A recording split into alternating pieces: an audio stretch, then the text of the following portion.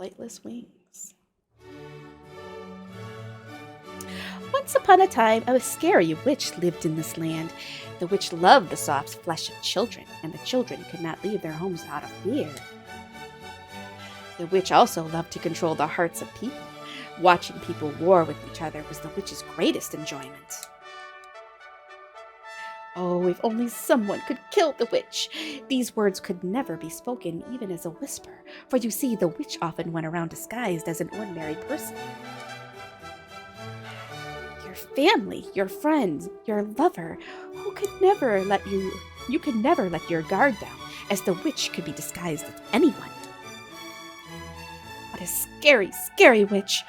But there is an ally of good out there. That ally is the prince.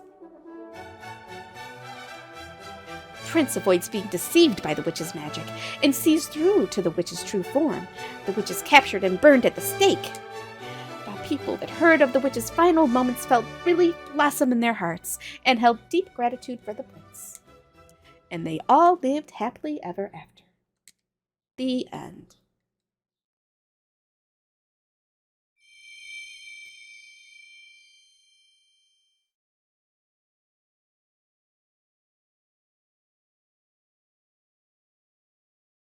I don't know either, Cassie. I'm as blind to this as you. And I don't think we're gonna get all of those answers by the end of this route, so. Is this the castle? Why am I here? I thought it was just... What are you spacing out for?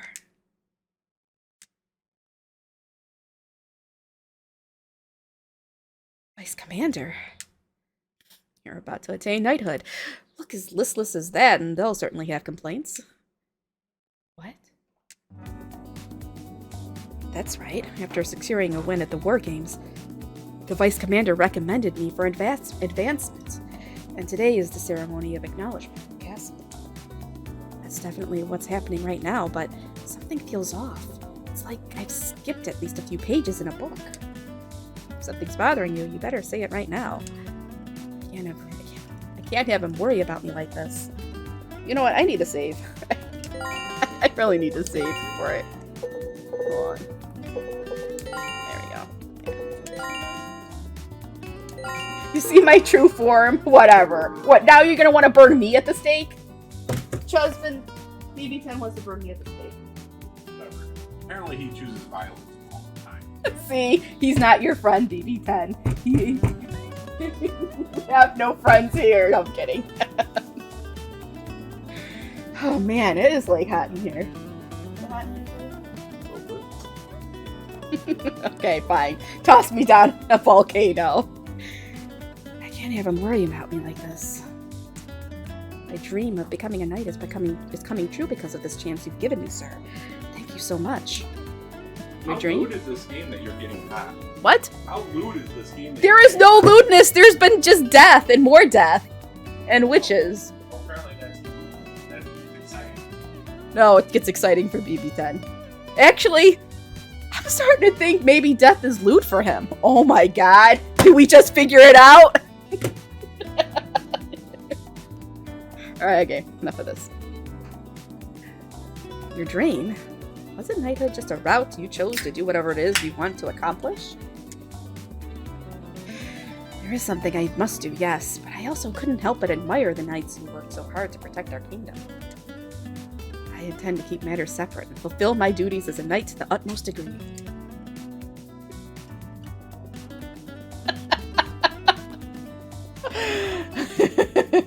Look, okay.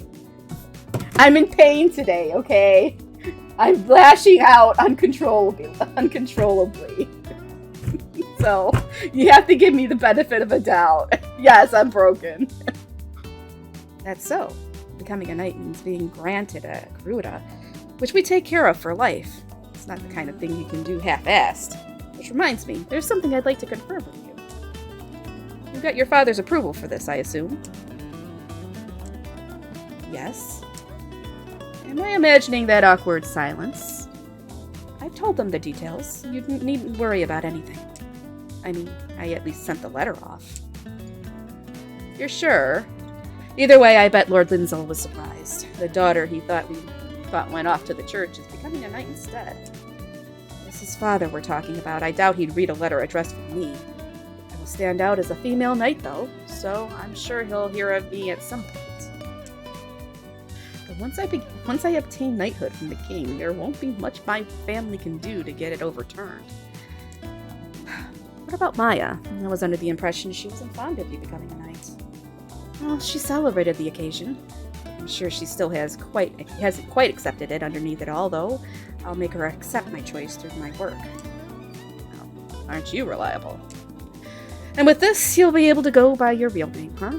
I honestly can't believe you managed to keep your noble roots a secret this whole time. Grand Commander and I are the only ones who knew, right? Yes, but I'm sure the Wings won't treat me any differently just because I'm from a noble house. You really trust them. No? The words come out so easily without any kind of fanfare, and that's why I'm so surprised at myself.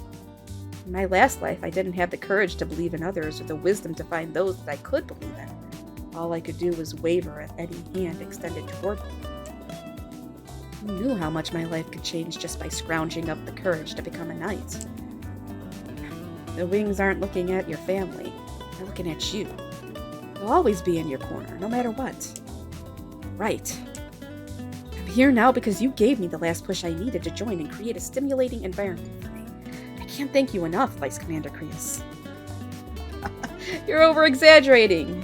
But, it really gets me emotional, knowing this will be the last time you call me Vice Commander. Huh? What do you mean by that? No way.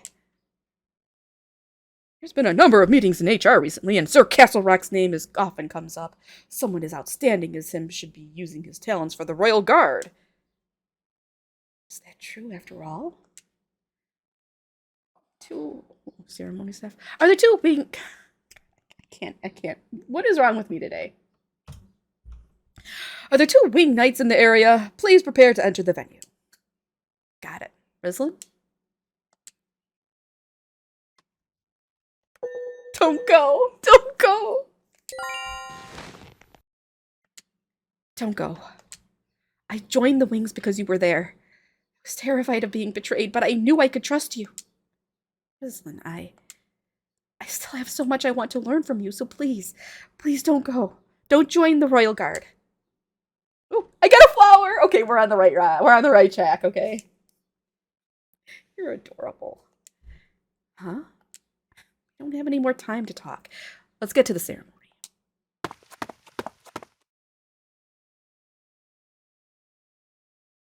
Ceremony of acknowledgement is held before the castle. It formalizes the promotion of new knights and recognizes new hires for all orders.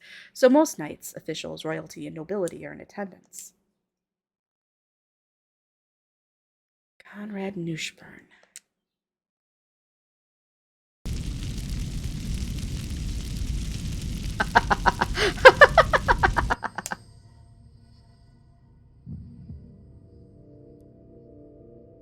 Hatred swirls within me. The whirlpool swells, swallowing me so thoroughly as if to point out that joy and love are nothing but trivial illusions. My fists are clenched so hard my nails dig into my flesh, and that's when bright golden hair enters my view.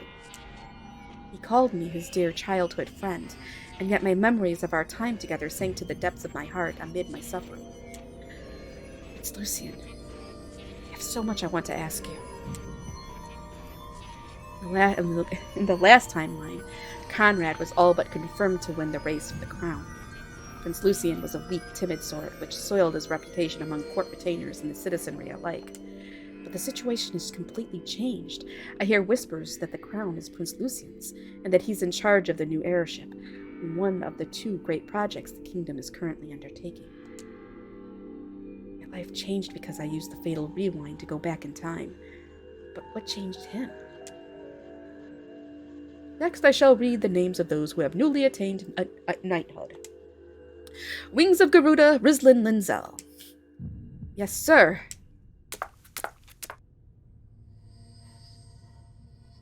Due to your achievements in winning the archery division of the War Games, I hereby grant you knighthood. With this, I've earned rights to enter the castle. I should also be able to find a chance to meet with the princess. I'm stronger and can wield both a sword and a bow with relative ease. I can kill him whenever I want. At first, I thought taking his life would be more than enough, but it's not. It's not even close. He accused me of being a witch and even framed me for the murder of a prince and corruption. I won't let this end with just his death. I'll reveal all their crimes and make them pay. Wings of Garuda, Vice Commander, Crius, Castle Rock. Yes, sir.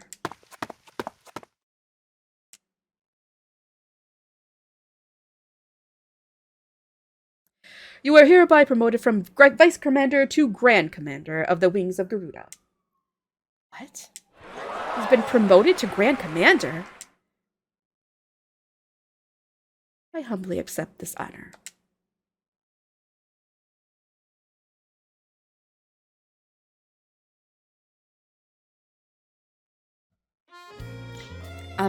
Sir?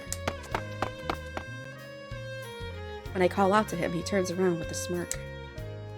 Looks like you had an odd misunderstanding there, Rislin. That was mean of you. You should have just told me I was wrong. Forgive me. You were just so cute clinging to me that I forgot to mention it. Stop teasing me. Still, I'm surprised at how sudden this is. I've spent years working under you and Grand Commander Kyle. What happened to former Grand Commander Kyle? I didn't see him around today either. Various circumstances have led to him taking up the family business. It was so sudden he had to return home without really saying goodbye. What? It really was sudden, then? I owe him so much. I wish I could have at least told him a final thank you. I'll have you inherit his Garuda. She's a beautiful sky blue. Yes, sir. Alright, I'll give you the details once we get back to base. My heart flutters with anticipation as I take my first step forward, but a terrifying premonition seizes my whole body. Rislin, what's wrong? What's going on in the sky?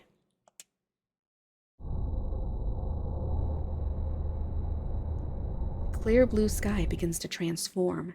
That color, darker than even the blackest nights, fits no name better than despair. I've never seen a sky like this. Though thunder has roared and winds have howled, never have I felt such pure fear toward the sky. I know this sensation. I felt it when I was with that witch. So he's finally started to move.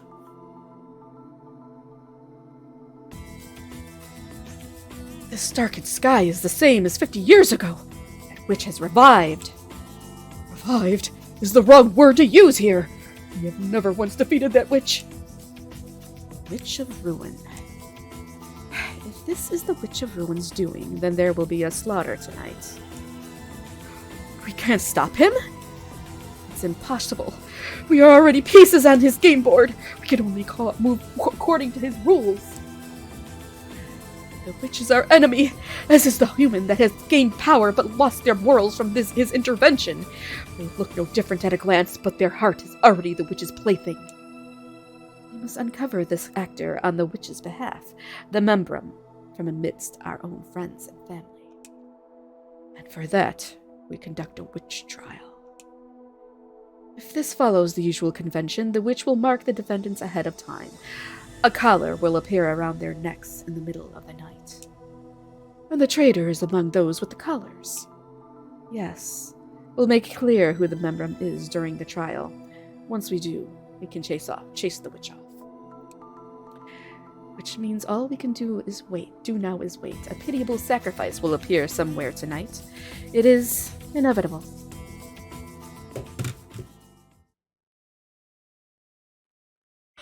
Change anything with what attitude? Ow. Alright, just a little bit longer and then I gotta take a break because my back is killing me. Wah! I don't know who this is.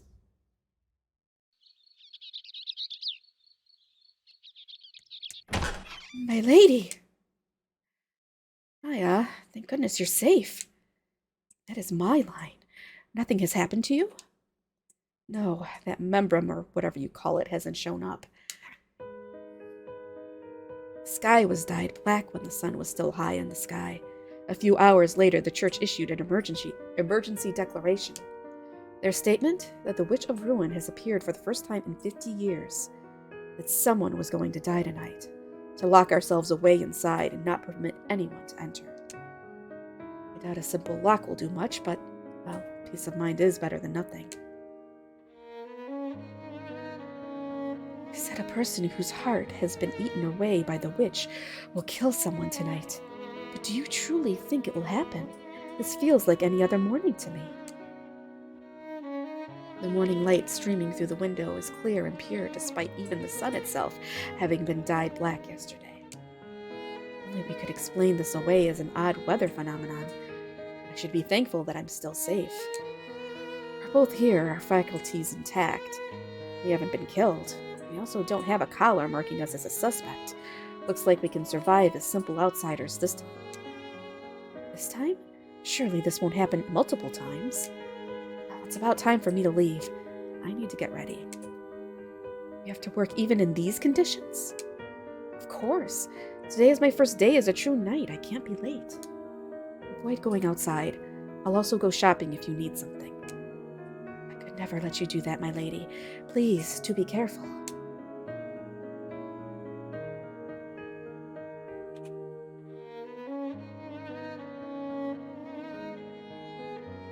Even the wings, usually focused on rigorous training, can't find the motivation to pick up their swords this morning. Everyone is caught in their conversation. By the looks of it, we don't have any casualties or suspects in the wings. There are just far too many things to discuss. Grand Commander Kyle suddenly retired, leading to the birth of Grand Commander Crius, the legendary witch that shook the continent 50 years ago, is back. Apparently, the Inquisitors are looking for the victim and suspects right now. Not that they found any of them yet. I wonder why Grand Commander Kyle stepped down. I did notice he hadn't been around lately. It's also intriguing. But there is one thing we must do first. Rislin, congratulations on your promotion. Congrats. Congratulations. Thanks, guys. Rislin, I'm so glad. I knew you could make it. It'll only get tougher from here. I hope you're ready. Although once disparate groups come together to give me their congratulatory wishes. I'm so happy they're smiling like this for me. It's just as Grand Commander Crius said, these people are my friends. Even knowing I'm from a noble Marquess family doesn't change their attitudes toward me. Sorry I kept it a secret that I'm from the Linzel family. Certain circumstances prevented me from being open about it. From now on, as Rislin Linzel, By Linzel, you mean the family that the renowned beauty Princess Evelina married into, right? So she's your mom? Oh, wait, you aren't related by blood, huh? I heard her daughter, Lady Orla, is also beautiful. Is that true? Marquess, eh? You don't have any cute noblewomen friends, do you? Mind introducing me to them? Hey, no fair, help me out too!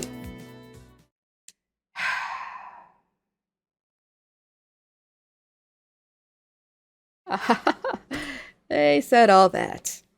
I was honestly disappointed. I thought they wouldn't treat me any differently. I'm sure they were just getting carried away. Give them time and they'll get bored of it. Now let's start this meeting. You ready? Yes, sir.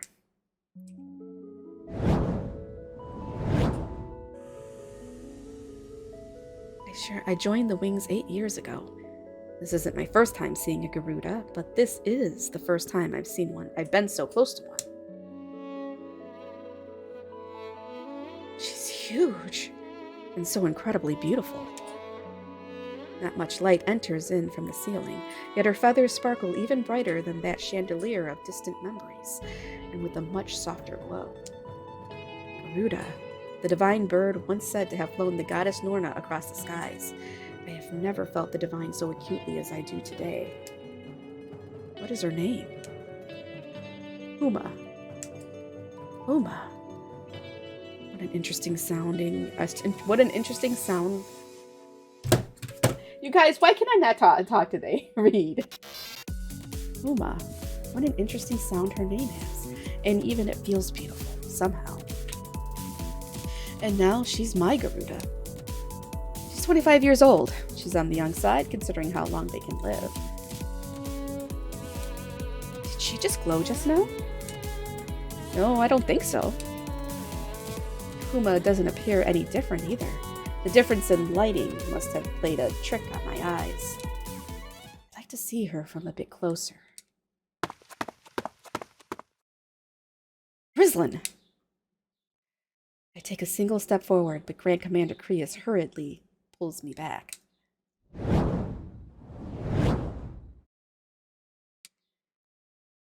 Uma spreads her wings wide, and the resulting wind nearly knocks me off my feet. She looks down at me with something resembling caution. Do you think there's something you can just walk up toward? A Garuda's talons can easily slice through human flesh.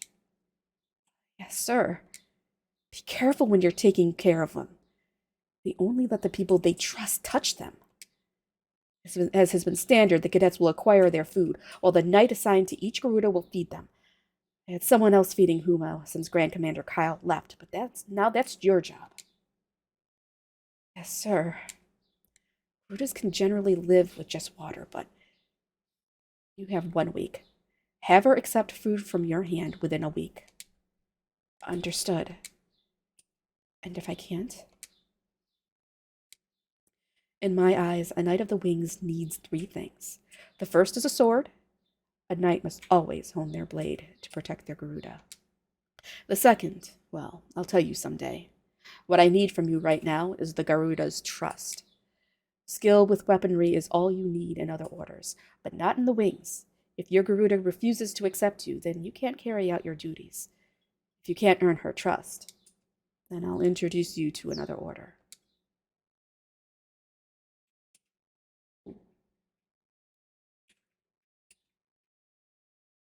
That doesn't sound promising.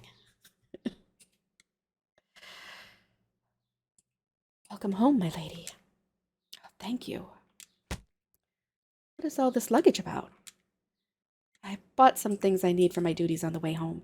More importantly, did anything odd happen while I was out? Not at all, though the witch incident was reported in the newspaper. Hey, Jolt. The headline reads as follows. Was the black sky a witch's scheme, or was it something else? Something else?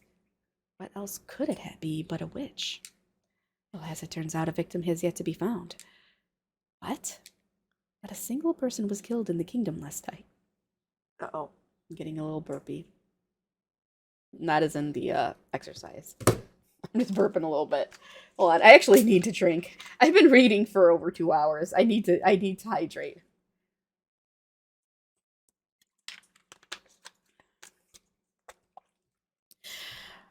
Okay, there we go. It happens, okay? Not a single person was killed in the kingdom last night. The suspects have apparently not appeared either. People have started to speculate that the darkening sky was the result of a weather phenomenon, but the church asks that we remain on high alert. Nothing may have happened last night, but there is no guarantee tonight will remain just as safe. I see. Now what do I do? Oh, you needn't worry, my lady. I shall protect you even if it means my life is forfeit. Sure, but you don't like birds, right?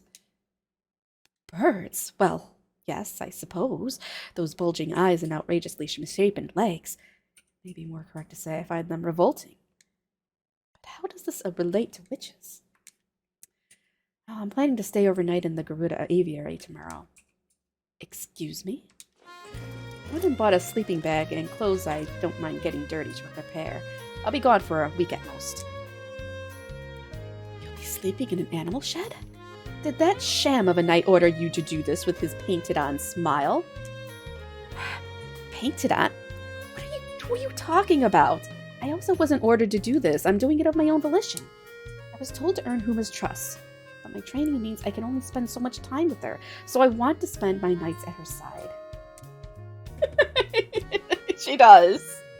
She does. Who or what is this Huma? My Garuda. She's beautiful, with sky blue wings. Can't you just feel the elegance from her name? I suppose.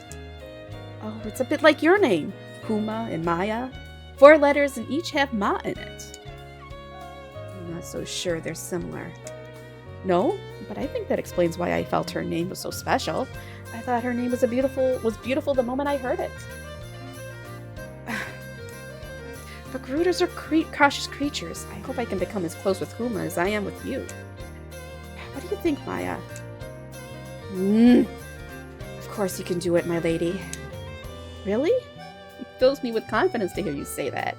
I'll be away from home starting tomorrow, but you needn't worry. Yes, my lady. Ah!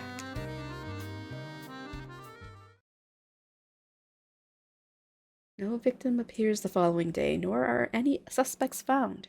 The number of people under the belief the darkening sky was a weather phenomenon increases by the day, and life soon returns to normal for many. I guess even the church can make mistakes. Jeez, they shouldn't scare us like that. Now, all's well that ends well, right? And it turned out to be nothing is the best possible outcome. Inquisitors are going on high alert.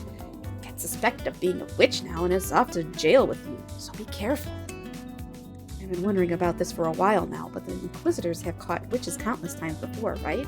Is this country so infested with witches? Sometimes you say the most childish things. I'm sure you don't mean anything by it, but... Now, her sights are set entirely on her training, and she only ever travels between the Order's base and her home. It's not that surprising that she would be lacking in knowledge about the ways of the world. So, in a regular incident, someone commits a crime and the constabulary gathers evidence and testimonies to prosecute the suspect. But for witches, being a witch in and of itself is a crime. Witches will be prosecuted even if they haven't committed any crime, as long as they have an informant's testimony. Well, I don't bet much, but that's not what I'm asking. You want to know about why witches get caught so often, yeah? It's because so many people snitch. The real problem, though, is whether or not they're all telling the truth. What do you mean? It means that some people may falsify their testimony out of malice. And I mean, why wouldn't they? You can frame a person by testimony alone. If you hate someone so much you want to kill them, it wouldn't be that odd for you to take this route. Inquisitors aren't idiots either, so it's not like they take all these testimonies at face value. That doesn't stop all those dark rumors from going around. You often hear about rich people bribing inquisitors to lead the witch trials to their favorite conclusions. Stop this talk of witches. It will only make us more depressed. More importantly, how have things been with your Garuda, Grislin? Has she warmed up to you yet? Oh yeah, you've been staying at the aviary for the past 2 days, huh? Is this Garuda really so cautious that you have to go this far? It's fine. Things are going well, I think. Wow, that's incredible. Based on what our superiors were saying, their Garudas constantly had their guard up. Yeah, she spread her wings out to intimidate me, and I admit I was scared. She still won't take food from me either. Seriously? That reminds me of something I once heard. Grand Commander Kyle had 2 Garudas, a purple one named Seleno, and a sky blue one named Huma. Apparently, Huma's been painfully shy since birth. Huma was with the Grand Commander from day 1, but even then she didn't really warm up to him. She's been put in charge of such a moody Garuda? Man, that's rough to be that's rough for a rookie. Well, Grand Commander Crius is with her. You probably don't need to worry about it too much. Grand Commander told me that if I didn't earn Huma's trust in a week, I'd be kicked out of the wings. What? That's way too tough a stance. After hearing all this, I can't exactly agree things are going well. Nothing about the situation inspires relief to be sure. But I'm still convinced I can forge a relationship of trust with Huma. A groundless confidence wells up from deep within me. I brought fresh venison today, Huma. I have the tastiest part here, just for you. Today marks the 3rd day of taking care of Huma. It's going about as awfully as I expected. She drinks only water, refusing to take any food from my hand. I have to be more proactive about this. Her body won't be able to hold out if she continues to refuse food like this. Huma moves. The aviary is filled with the characteristic aroma of the Garuda. It's something far different than the smell of game in the woods. If I were to compare it to something, it smells like burning lead. It's not a bad smell, necessarily, but it does stick strongly to the back of my nose. I watch as Huma frequently rubs her feathers around her stomach. It looks as though she has an itch of some sort. If I get closer to scratch it, she'll definitely put her claws through me. I'd do anything for her, so what can I do to earn her trust? If she were a human, I could understand her thoughts and feelings through words. But what am I to do with someone I can't speak with? Someone that grew up with pets have an easier time of this? The only animal I've ever worked with was a horse, but because my fellow knights had already done the requisite training, I didn't suffer much. Horses can't fully understand a human's words, but we can understand each other to a degree. Let's try a similar approach here. I'm sorry, Huma. I haven't really introduced myself yet. I'm Rislin Linzel. I've only just become a proper Knight of the Wings of Garuda. Still much I need to learn, but I intend to devote myself to this duty. I'm excited to have you as my partner, Huma. Her onyx eyes look straight at me. I don't see the piercing caution of yesterday. Instead, she looks at me searchingly, as if trying to ascertain my worth. Something coils around my heart painfully. I feel as though I have returned to my distant home. Garudas are national treasures. They can never be removed from their homes. Yet why do I feel as though I previously stood before this gaze? I had thought these feelings were inspired by her name being somewhat similar to Maya's, but I don't think that is it at all. I chose to stay overnight at the aviary because I wanted Huma to open up to me, but a desire to remain at the side of such a beautiful bird was also clearly present. Allow me to talk more about myself. It may be a long and boring story, but I hope you'll listen. I was born the daughter of a marquess by the name of Linzel.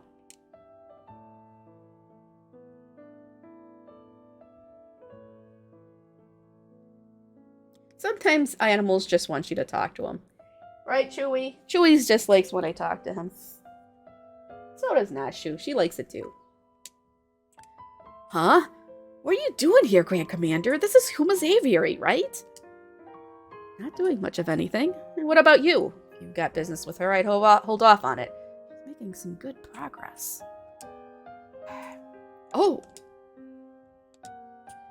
Commander, you look awfully pappy. Do I? I guess I am. More importantly, you're looking pretty spry for being the afternoon, Landon. Guess I haven't given you enough training. Aw, give me a break.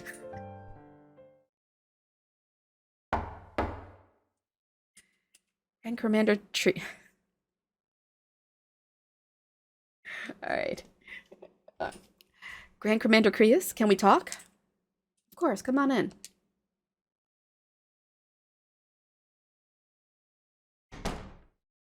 Thank you, sir. I've come with my reports for the day. Thanks. Just put them over there. He doesn't look up at me once as he speaks. His focus remains on the pile of papers on his desk. He lets out a pained sigh. When I really study his face, I notice how pale he is. All this despite how fine he was this afternoon. Sir, your health doesn't look to be in the best condition. Would it not be better for you to rest this evening? Unfortunately, I can't. I'm about to head out to a ball hosted by one of our noble families. But you're a knight. Must you really attend something like that? He smiles. It shows hints not of agreement, but pity, as if he's looking at an ignorant child. I need to get ready. Ugh. Grand Commander Crius staggers, and I immediately hold my arms out to steady him. I waver a bit on my feet as well, the full weight of a man taller than me, not exactly easy to support. Sorry. I knew it. You should rest, sir. Please, put your health first. You're usually the one worrying me. To think I get my own advice in reverse. I've got plenty of confidence in my scolding techniques after everything Maya's told me. How odd. I suddenly feel so much better. My chest has felt so heavy lately, too. Sounds like you may be sick. Have you been to see a doctor? No, this isn't an illness. This is... Maybe it's because you're here with me. I feel so much better. I think I know why. His expression grows serious. With his smile gone, the handsome cut of his face becomes more prominent. I'm reminded of what Mitchell said about him being so popular. I wonder if it's because you smell like a Garuda. Huh? You've been staying in the aviary, right? I've never seen anyone else go to such lengths. You must really be fond of Garuda if their smell is all it takes to make you feel better. I guess so. To me, Garudas are life itself. I dreamed of joining the wings since I was just a kid. I really do feel better now. Enough that I want to take you along with me to the ball as my medicine. Garuda scent and all. I doubt the nobles would be terribly pleased by that. I do like the scent, though. Me too. How are things with Huma? Is she eating now? No, she hasn't taken a single bite yet. I see. You don't need to rush it. Just keep doing what you've been doing. Do you have any advice for me? I feel as though she isn't as cautious around me anymore, but for some reason she still won't accept my food, or any food from me. Well, checking on the other Garudas might be a good start. You may be able to understand something by comparing them. I see. I'll give that a try. Why did you leave Huma in my care, sir? Were you not at all worried about leaving such a difficult Garuda in a new recruit's care? You needn't worry about any of that. I'll take responsibility if anything happens to her. Garudas can feel what's happening in our hearts, Rislin. Especially those negative feelings of agitation, panic, and fear. All you need to do is remain true to yourself in your interactions with her. Oh, right. I guess I'm the one that said you'd be dismissed if you couldn't get her to take food from you, huh? But now, I don't want to lose you. Huh? I rescind that order. Take your time caring for her. I'm sure he's genuine in his hopes that I remain calm in my interactions with Huma, but he's rescinding it because he doesn't want me gone? It's not like him at all. He's normally not the type to really care whether or not I remain, right? Anyway, I've got to go. Don't go pushing yourself too hard either. Grand Commander?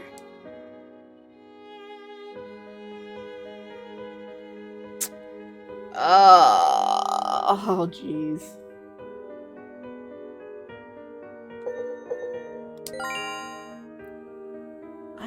I'm the one in charge of Huma. The final responsibility may lie with you, but I'm still here as a Knight of the Wings. Please, don't keep anything hidden from me. Will you tell me what's going on? Oh no, it's a black flower! Is that good or bad? I don't know. Are we gonna get a bad ending now? Shit.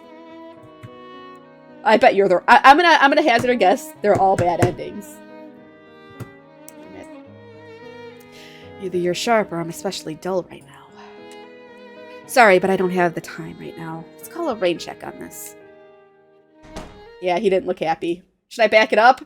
We should back it up. Damn it! My lady, I've brought a change of clothes. Thanks, Maya. This is a huge help. Are you wanting for anything else? Do you have plenty of food and bathing amenities? Yeah, I'm totally fine. Maya! You didn't need to come to somewhere so dirty. Oh, would you like some tea? Hey, Rislin, get some of that fancy tea the Grand Commander hides away in his office. I'm not about to steal this tea. He'll give us some if we ask. Whatever, just do it! Maya! I've got a seat over here just for you! Landon, can you really not see the veins popping on her forehead? Huh? This order is lacking in even the most common decency I see. How dare they speak to my lady so brashly? Shall I take that poor excuse for our commander's place and retrain you all from scratch? Maya's icy stare. Electrifying. She's very unimpressed. Rujin, you mentioned wanting to come see the other Garudas, right? I'm about to head to the aviaries. Want to come with? Absolutely, I'd love to. Wait, you're just gonna leave us here?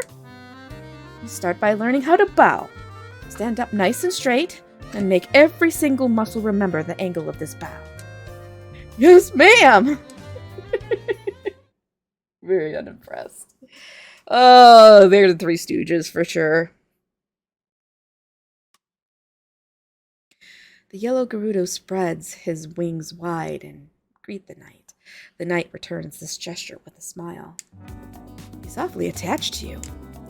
I've been with him for a whole 2 years already. Just so you know, though, it was tough going at first. Males have a nasty temper. There are differences between male and female Garudas? Females are usually more docile. Only 3 of the 18 we have are females, though, so it's not like we have the best sample size. Interesting.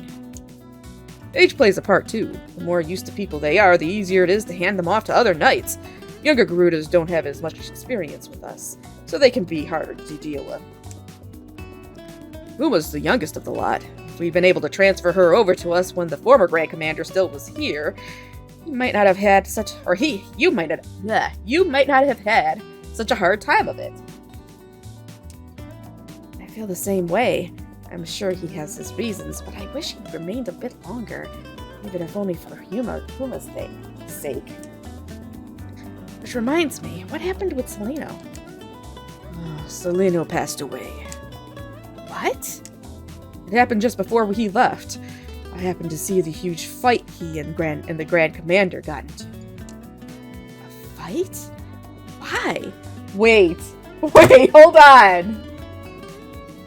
So, the Grand Commander's bird died, and then he left?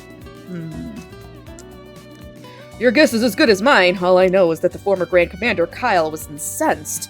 He was berating Grand Commander Crius. A lot of arrows, a lot of fingers are pointing at Crius. Alright, I'm going to feed him. If you want to watch, stand back up. Got it. I wonder what they were arguing over. Did it have anything to do with Celino? Did this concern Hua somehow? The yellow Garuda grabs the venison with his beak, his throat warbling happily before swallowing it. He doesn't look to be savoring the taste, but he clamors for more. Venison must be a favorite of his. Only Huma would accept food from me like this. She's far less wary of me now, so why won't she accept food from me? I asked a veterinarian to look at her, but there doesn't seem to be anything wrong with her physically. What is different between Huma and this Gerudo? Why am I saying Garuda? I don't know what's wrong with me today. I don't even play I don't even play The Legend of Zelda. But I do like Gerudo Valley. That's a great song. Is this aviary ventilated? Huh? Nah, there's nothing special set up for that. What, does it smell? I get it. Garudas have a pretty unique scent to them. Well, it's the opposite, actually. It's pristine compared to Huma's aviary. Huh? I wonder if it's an individual difference. Individual difference? I suppose you could think about it that way. Can I check his nest? Sure. When did you last change the straw here? Oh, yesterday. Is that it? My thoughts finally claw their way out of the fog by following a single thread of light.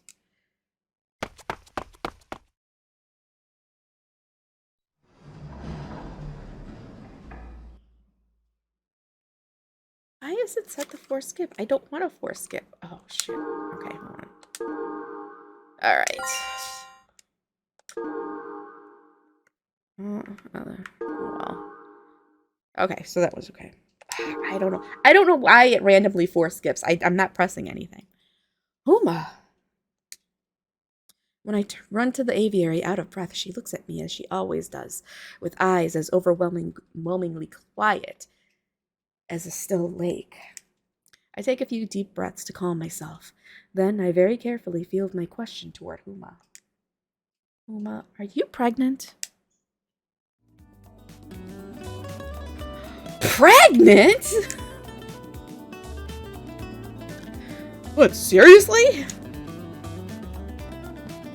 Well. So there's a chance Huma's with child, eh? That's impossible! It's not breeding season, and she's not been paired with a male. Exactly. Huma's only just matured, so we've been careful to keep her away from the males. Why do you think she's pregnant, Rizlan? Because her scent is so much stronger than that of the other Garudas. Oh my god, my backs. I have the heating pad on it, but I don't know. When the horse I took care of was pregnant, the smell was rather intense. Pregnancy leads to an increased body temperature, so it was likely from the sweat. There are individual differences, of course, but Huma reminded me of that time. The straw of her nest was unnaturally moist, so I suspect her temperature has risen. She doesn't have a cold or anything, does she? I have other reasons to think she's pregnant. She pays undue attention to her stomach, especially at night. It's as if something is preventing her from sleeping. Yeah, poor bird's probably uncomfortable. At night? You're with her even at night? That will only stress her out. I was worried about that too, but Huma's already opened herself up that much. She's been able to sleep even with her there. And why won't she eat? Well, that's another thing. I hear that tastes in food can change even for humans during pregnancy. I don't think this pregnancy has altered her appetite, do you? Don't compare Garudas to humans! And besides, I saw nothing out of the ordinary when I checked her yesterday. It took not even 10 minutes yesterday. Paying more line to her lower body this time. The vet looks at me with frustration. I can't blame him. I'm a new knight with no veterinary experience, telling a professional he's messed up. Of course he's frustrated. Hey, BB-10. Oh, you're showing up for more murders. or killings. We'll see. I probably could have worded that better. That was fairly rude of me. As I'm wondering how to make this better, Grand Commander Crius slides in with a smile. Well, why not take a look since you're here? Kind of a waste to just leave without doing anything after all. Well, if you insist, I may as well. Yeah, Huma's been getting busy with the other birds. And after a careful examination... Oops. We discover that Huma is pregnant. The first Garuda pregnancy in 26 years brings pure joy back to a country weighed down by the threat of a witch. Garudas are usually kept out of the public eye and therefore belong to a very different world from most. Despite that, questions over when the chick will be born and who the father is have swept through the kingdom. I knew you were going to say that. You're impressive, Rizlan. Not only did you succeed in getting Huma to eat, but you even discovered she was pregnant. Thank you. I'm honestly relieved. I'm glad Huma is eating properly now. Huma has accepted you into the fold now. With this, you can approach any of our Garudas now. Really? Oddly enough, as long as you get just one to accept you, the rest will follow suit. I don't know what exactly makes that happen, but you should give it a try next chance you get. Though it's not much, the Order will be giving you a cash bonus for this. Woo, we're getting cash money. That being said, I will reward you personally. Anything you want?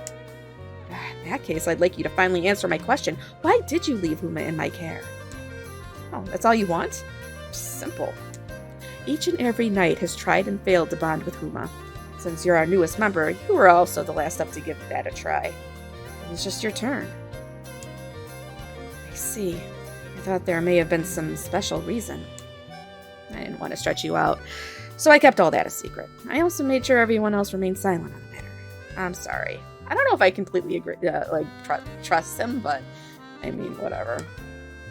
Who would have thought Garuda's eating habits during pregnancy were similar to humans?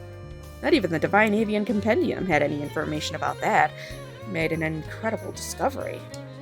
Oh, this is all thanks to the advice you gave me, sir. wouldn't have noticed anything had I not looked at other Garudas. But I never would have picked up on anything based on smell alone. Wait. Really? I mean, he's been around Garudas forever. And he clearly likes Garuda smells. Yeah, I'm there with you, Cassie. I'm not surprised the vet didn't notice either. Garuda pregnancies are a once every 2 decades affair. Only so many people have experienced one before. Do you have any records of those that have previously witnessed an egg laying? The compendium has records, but the book's not been updated since it was first written 300 years ago. Makes sense we're lacking in info. Garudas are the goddess's birds, and have regulations befitting their status as such. We have to be careful keeping records on them, and we can't wound their bodies wound. We can't wound their bodies even after death, not even for research.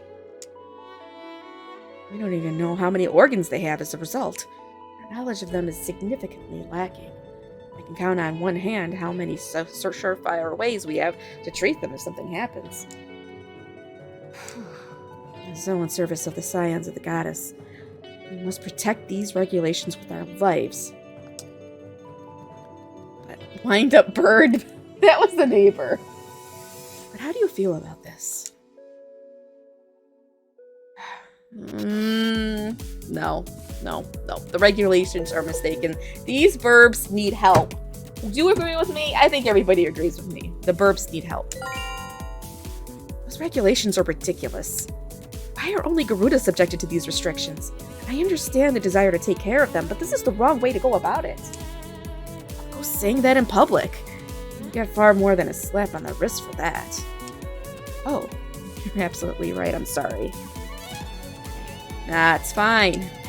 I figured you'd say that before I even asked. Glad you gave me an even answer. An even better answer than I hoped.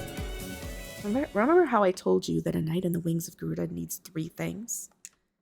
Well, yes. The first was a blade to protect the Garuda. The second was your Garuda's trust. You had to tell me the third. Grandmaster Crius. Oh god, I'm not used to Grandmaster. Isn't he the Grand Admiral? No, Grandmaster now, huh? Grandmaster Crius slowly nods. The third is knowledge concerning Garudas. Only once you have these 3, your blade, their trust, and knowledge, can you truly call yourself a Knight of the Wings of Garuda. This is all my personal opinion, of course. I don't intend to force my own values on you, and I'd prefer it if you could keep this between us. Oh, yes, sir. I could never discuss this with anyone else. Society has turned these living, breathing birds into something divine. If these 3 things really were needed to be a knight in the wings of Garuda, then there are no true knight wings in the world. Uh-oh. There's no true wings. Well, just break it up. They're all... Cancel the wings of Garuda. We need to just get rid of them. I don't know. That's a good question. I have a feeling with this game, little details like that do not go unnoticed. Welcome home, my lady. Hello, Maya. I'm back. I've just finished preparing our dinner. Will you eat now? Oh, yeah, that sounds good. I was wondering what kind of reaction Maya would give me after being gone for 2 weeks, but she seemed surprisingly normal. I was so sure she'd either be livid I was gone or happy I was back. Huh? What's this? Roast chicken? It's pretty big. What about this green thing? Beef wrapped in plum leaves and grilled. The leaves make the meat tender and soak up the flavors. These sandwiches are also incredibly colorful. Oh, there are 3 types. I have fried bacon and egg, browned white fish and lettuce, and a tomato and cucumber sandwich with specially made dressing. Hey, Matt Noe. I also have browned potatoes with butter, an avocado and tomato salad, spiced soup with chicken wings, and ground beef and pork cheese risotto. I know! It's like, how much does she think I eat? I mean, this would feed the entire, wings division. There is also ice cream, cake, and a pie for dessert. Choose whichever strikes your fancy. Maya is far happier with my return than I ever could have imagined. My gratitude for her wells up inside me. After Losing my family, it was Maya that taught me the warmth of being loved by another. Without her in my life, my desire for revenge would have turned me into a much colder person. Never would have I earned friends in the wings or been accepted by Huma. But she's always here waiting for me to return. I can safely go a little overboard sometimes. Well, I'm sure if I told her that, she'd scowl at me. I've just received my first salary as a proper knight. I'd like to use it to get Maya a gift of some kind.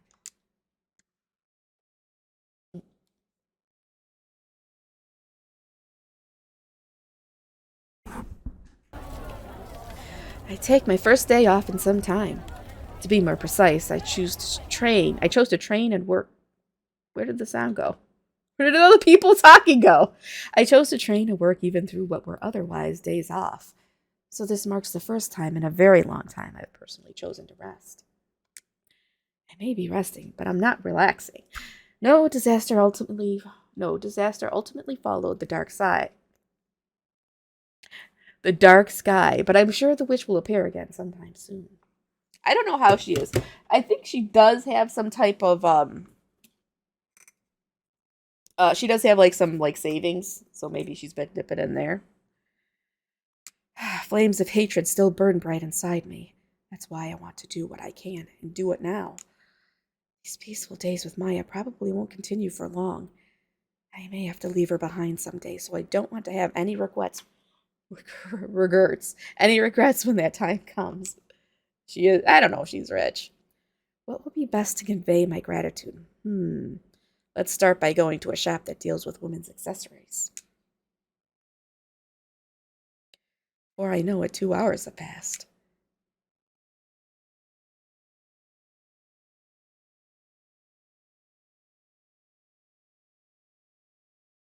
Where is the sound? Did I mute this? Hold on. No? Hold on, I'm gonna see. Hold on, I'm gonna save this.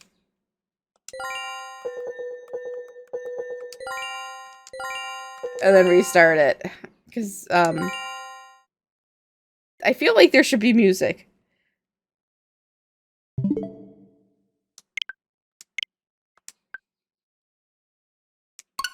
Alright. Sorry I gotta do this, but I feel like maybe the sound broke or something. Well, the people were talking, then all of a sudden it just crashed. Alright. Alright, there it is. So we're good there.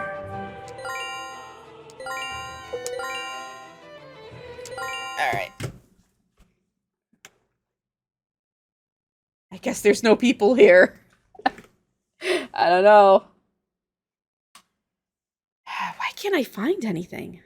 Yeah, I know. That's why it's... I mean, there's music on the title screen.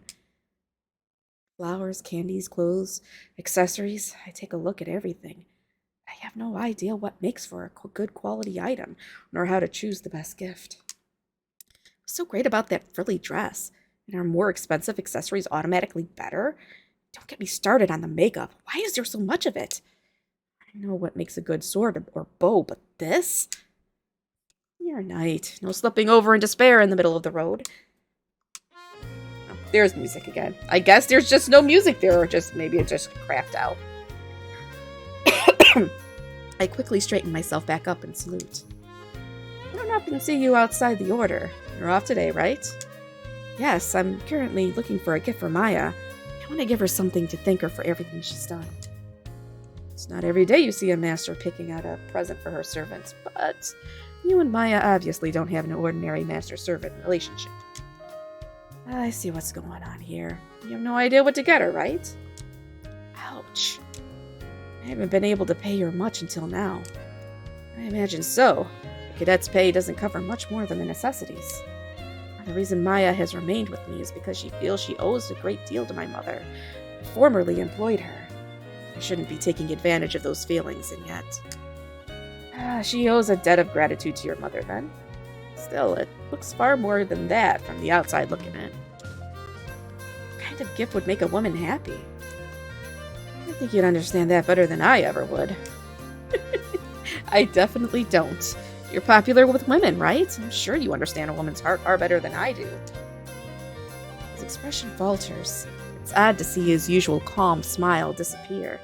He looks around for some time, his gaze never lingering for too long on any one thing, before awkwardly asking me his next question.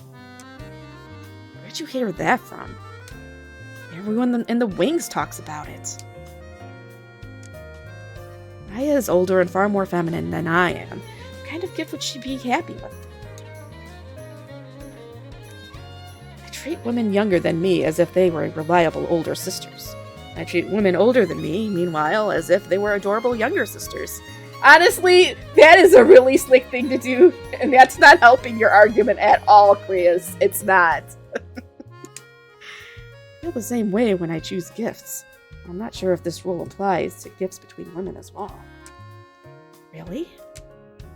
Remove your conceptions of her being a woman or what her age may be. What is Maya happiest doing? Well, she's happiest looking after me. I mean that. She loves when I enjoy her cooking. She'll hum to herself even while cleaning. See, I knew you already had figured it out. Her debt to your mother is not the only thing keeping her at your side. I actually have an idea in mind, but it feels so pushy of me. Don't worry about it. His smile then is as bright and strong as the very rays of the sun. You truly care for others, so much so that you often forget about yourself in the process. Because this gift is coming from you, I'm sure she'll be pleased. Thank you, sir. I'd like to go along with you since I'm curious about what you've chosen, but I've got a prior arrangement. Let me know how it went next time we see each other. I know. I'm pretty surprised it's not either. I think maybe it's being hinted at a little bit, but I don't know. Or they could just be really trying to build on how important their relationship, their friendship, or whatever it is to each other is. So that if something happens in the future, that it's going to be that more devastating to the MC, to Rizlin. I will, thank you.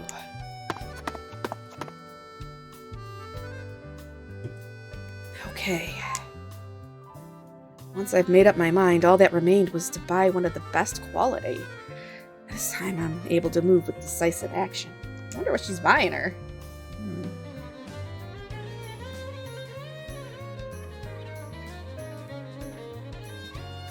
I finally choose my gift after much deliberation. I have to send away for it, however, which means the gift giving will have to happen in a few days' time. I hope she likes it. A man suddenly bumps into me. He must be in a hurry since he runs off without even looking at me. But even from behind, I recognize him. The name that comes to mind belongs to someone who left the kingdom. Someone that I was sure I'd never see again. I think I can still catch up to him.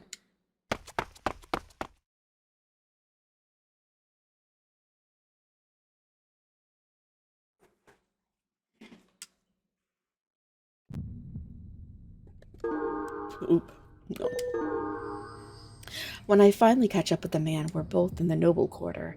As it's close to the Linzell home, I don't come here unless I absolutely have to. I cautiously call out to the man. Would you happen to be Grand Commander Kyle? Is that Rislin? Though he is more accurately the former Grand Commander, I hesitate to call him that to his face. As a result, I call his title as I used to. I knew it was you. It's wonderful to see you again. For some reason, he looks at me with unease.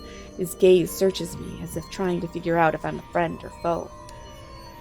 Why are you here? I followed after you when I saw you in the city. I was despondent when you left, and I was unable to express my gratitude. So I had hoped to do so now. Truly? And that's why you've come this far? Yes. What's going on here? It seems more concerned with where we are rather than our chance reunion. There may be circumstances I'm not aware of. I'm not sure if I should get involved, nor do I want to simply leave him alone. As a compromise, I start up a harmless conversation. We were also shocked to find out you suddenly left the order. We'd love it if you could stop by base when you have the... The hell are you even suggesting? I was forced out of the order with underhanded methods! What? Why did I ever think to trust that man? He came to me under the guise of a loyal subordinate, all while aiming for the perfect opportunity to see me ousted. Wait, I'm not sure I understand. What are you talking about? Grand Commander Crius told me you'd returned home to take up the family business. That's a bald-faced lie. Damn it. He's pulling the wool over everyone's eyes. Huh? How do you mean Grand Commander Crius? Oh, it's all that bastard's fault. He chased me out to claim the title for himself. Grand Commander Kyle allowed me to enter the order.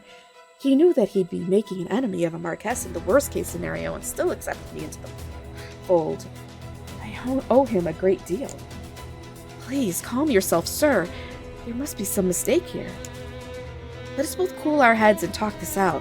I'm sure once the truth comes to light, all will return to... There's no point in talking this out. I must obtain the same weapon he already owns. Rislin, I had wondered otherwise. But I see it truly was a coincidence we ran into each other. Huh? I've come here to obtain proof of his wrongdoing. That man has received money and other items of worth from multiple married women. He may as well be a prostitute. Nay, he is far worse.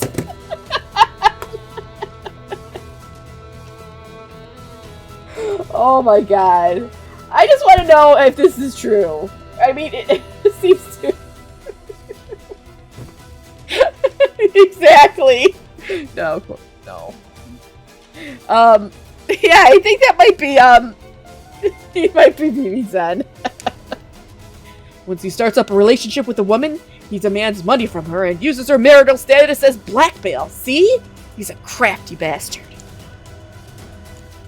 Castle Rock was adamant I accept you into the wings. Looking back, I imagine he wanted an in with the Linzel family. Grand Commander Crius would never do such a thing. It's certainly easy to make that claim, but I'm unsure if those words would reach Grand Commander Kyle's ears.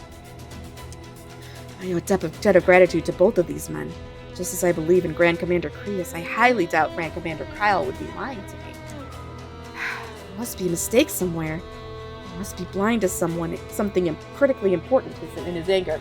So I've noticed one thing. Even though Rislin is not the same woman she was in her previous life, like, she has fallen into the same freaking traps again. Like, she's just too trusts certain people. If you get her loyalty, she will follow you to the grave, literally, because they're probably going to have her murdered. Yes. What are you talking about, BB-10? We're dealing with hoes? What hoes? You don't spell whores that way. Okay. I take it you haven't heard of what happened to Huma, sir. Are you not curious as to what became of her? Huh? Of course I'm curious. And after hearing she's pregnant, I'm genuinely happy. But how are these two matters connected? Those of the wings of Garuda must always prioritize the Garuda above all else, correct? When you left, Huma stopped eating. Her pregnancy may have been one reason for this, but I imagine she grew terribly lonely without you, sir. I'll do anything I can to help you. All I ask is in return is that for today, all right, just get the words out, Chudah, you can get them out. You find it in you to quell the fires raging within your heart. Grand Commander Kyle says nothing more and simply leaves. The wings spend their days rigorously training and hunting food for the Garudas, but the rigor of it all strengthens our bonds. They're an accepting group and welcome to anyone so long as they work hard. But I'm sure it's not all pristine under the surface. When Grand Commander Crius all but said there are no true wings in this world, I felt that just terribly strongly. I scold my reluctance to accept both the evil and the good of this world. That's when I see them. Her golden locks put even the finest of silk threads to shame. Her crimson lips bloom like a rose on her pale skin. Her voluptuous body appears as if sculpted from a single slate of marble. Even knowing how deeply cruel and merciless she truly is doesn't stop my thoughts from being overcome by how beautiful she is. Today marks the first time I see a man next to her that remains just as handsome even in the light of her unparalleled built beauty. Why? Why is the Grand Commander with that woman? My stepmother and Grand Commander Crius slip into a car, which then promptly drives off in the opposite direction of the Lindsell Manor. Well, it's gotta be some misunderstanding. It has to do. The man has received money and other items of worth from multiple married women. He may as well be a prostitute. Nay, he is far worse. Castle Rock was adamant I accept you into the wings. Wait, this is the same guy. Castle Rock was adamant I accept you into the wings. Looking back, I imagine he wanted an in with the Lindsell family. I know full well it's impossible to live only in the purest of waters, but is it so hard for me to swallow this murky truth?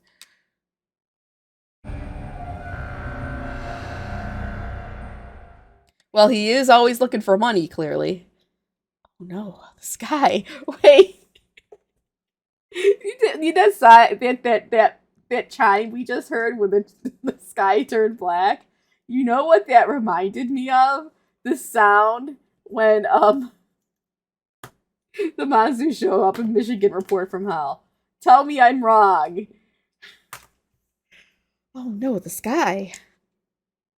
The prelude to disaster appears once again. Should we prepare for the worst this time? Is this dark sky truly the work of a witch?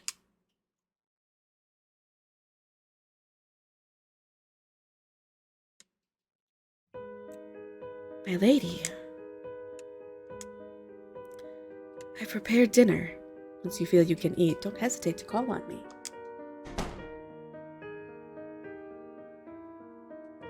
I'm more exhausted now than I am. I'm more exhausted now than I am after even the most strenuous training. There's no proof of that. What Grand Commander Kyle said is true. But there's no denying Grand Commander Crius and my stepmother are acquainted. Superior I trust and respect from the bottom of my heart. Stepmother I hate and fear. We're together. No matter the reason, nothing can soften this terrific blow. I should sleep and just deal with all of this tomorrow.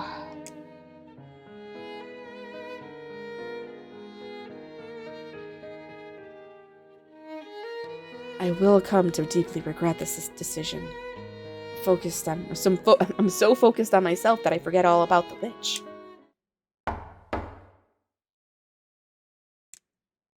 Maya? Are you feeling all right? Should I call a doctor? Maya, I'm opening the door.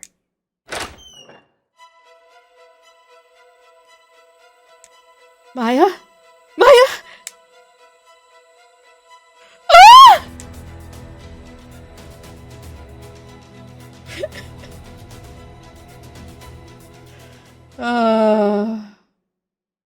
I know. Poor Maya. Flightless Wings 2. Okay, so this is chapter 2. I'm getting to stuff that this is the last of what I've actually played. And so after that, it's gonna be all new. 10 years ago. Ah! Do not walk in front of me. You are an eyesore. Silly sister, if you fall asleep here, your dress will get dirty. Leave her be, Orla. Okay. My lady. Oh, your poor cheek is so red. Let's get something to cool that off. Ruslan, did you upset Evelina again? Why do you keep acting loud like this? You were such a good girl. Mr. Brett, she has done nothing wrong. She simply walked through the hallway. It's okay, Maya. Don't say anything. But... in any case, work not to earn Evelina's ire. Don't forget that she is His Royal Majesty's younger sister. Yes, Father. Protesting will do nothing at best and deteriorate the situation at worst. And a 10-year-old's not going to say that. But father now treasures more than anything his mother after all. Oh, that's not going to leave this manor. What? I cannot live here. I must run before the situation turns worse. No, I'm not running. I'll become the version of myself I want to be. I refuse to live in my dreams, victim of envy, any longer. Allow me to accompany you, my lady. I don't have the wherewithal to hire you. If it's money you're worried about, you needn't be. Your birth mother has already given me more than money can ever buy. And nothing could make a maid happier than to serve a master she respects.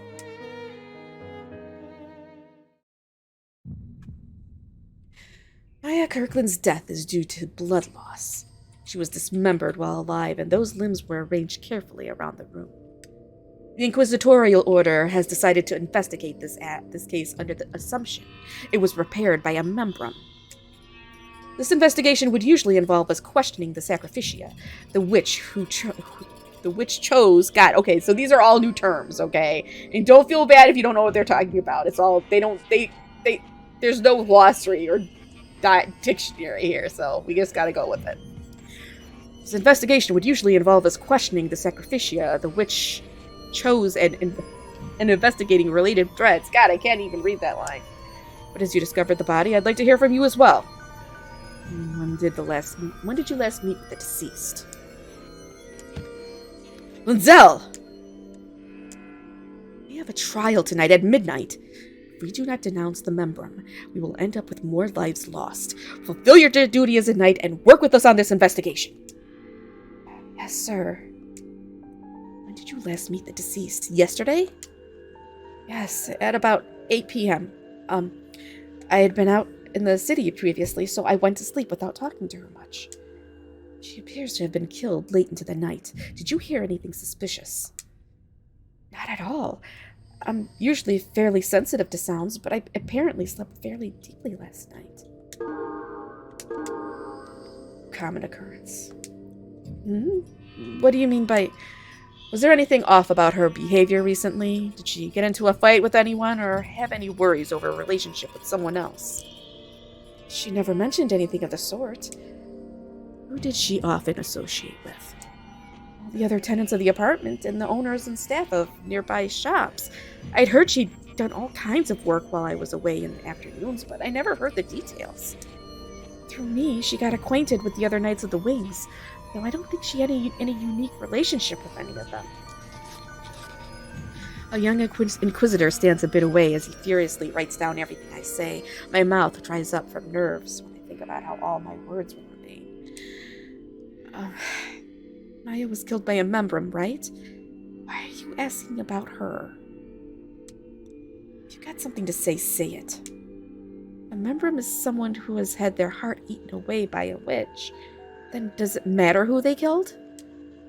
So you believe it to be a waste of time to ask about personal connections when this was just a random killing?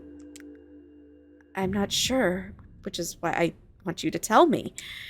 We can't say for sure that a membrum committed this crime, can we? Isn't there a chance this was committed by an unaffected human? And even if the Sacrificia have appeared, there's a chance you still haven't found the true victim. And if that's the case, then the regular human who killed Maya will be allowed to escape. Is that not why you're asking to know more about Maya? Well, I won't deny that there have been some murders that have been more like blood sport. There are plenty of deranged people in the world. There is a single piece of evidence that proves a crime was committed by a membrum. Which is? You didn't see it? Huh? I suppose I can't blame you. Not many can remain calm when faced with a family member's death. We're done talking.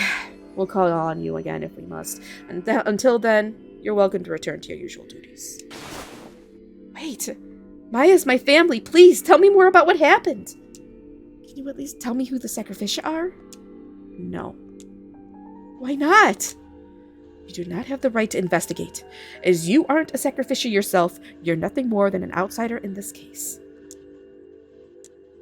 Now leave. Stop wasting my time. Not yet. That's all I gotta say. Not yet.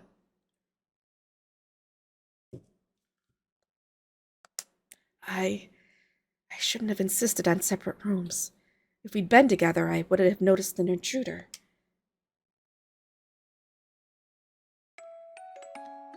So I'll be living here starting today? Don't look very happy about it. Of course not. You deserve a better room than one smaller than even Linzel's stable. What do you expect me to do? This is the upper limit of what I can afford on a cadet's salary. We could have procured a more comfortable apartment if we dipped into my savings. I won't have that. You just watch. I'll rise in the ranks and move us into an even better place. I'm looking forward to that day.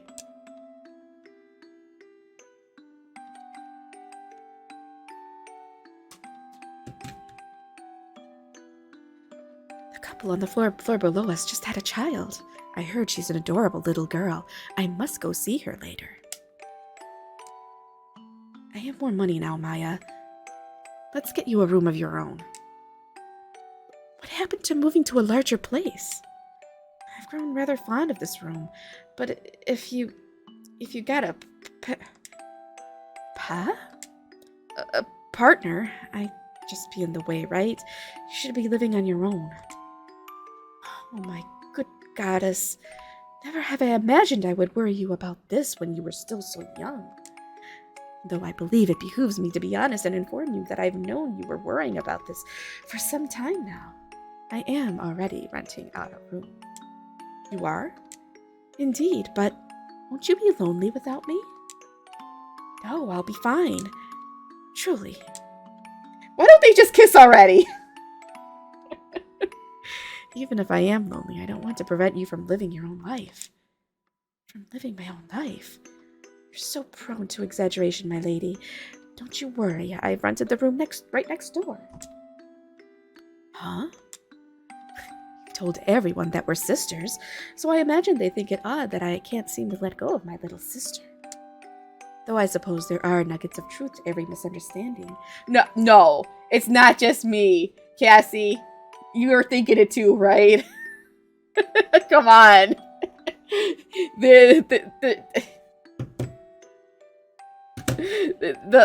What they call them?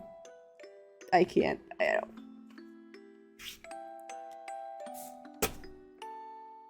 Yes, it does come off as very possibly romantic, yes. Thank you. I suppose there are nuggets of truth in every misunderstanding.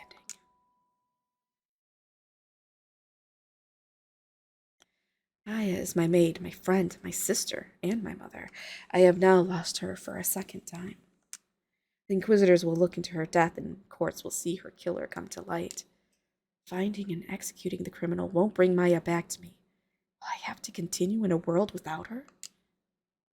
For what reason did I rewind in the first place? Wasn't it to become an ideal version of myself? To protect the ones I love? I'm no different than I was in my first life. I'm still weak and pathetic. What am I getting so worried about? This has an easy solution. I just have to die. And I can give this another try. I just need to rewind to before Maya's death and protect her this time. I have that power. Shivers run through my body. Why? This isn't the first death. Am I still scared of dying? I've been killed, and I've chosen death myself before. I've never killed myself to use the fatal rewind before. What if doing so robbed me of the fatal rewind? It could happen. This magic is a gift, and I'm not exactly familiar with the specifics of its use. Enough! There's no point in brooding. It will only get in my way. I can only know if this will lead to failure by dying. So long as I can get over the fear of death, I will be invincible. I can retread a path that everyone else can only ever walk only once. Oh boy. There's a line I shouldn't cross. This is probably it. But the appeal of the fatal rewind is like sweet nectar, making me feel as though I've no other choice. Just think about it. Maya was probably targeted because of me. I was hostile toward a witch, so Maya was taken as recompense. It all makes sense. If I hadn't taken Maya away from the Linzel home 8 years ago, this wouldn't have happened. It's all my fault. Can't give up yet. I can use the fatal rewind, remember? I can save her. I can protect her this time.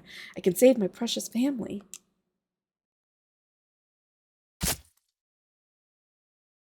Well,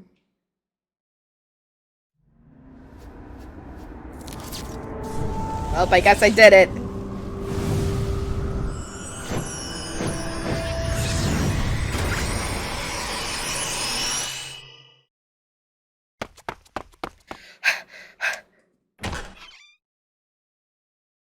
Welcome home, my lady.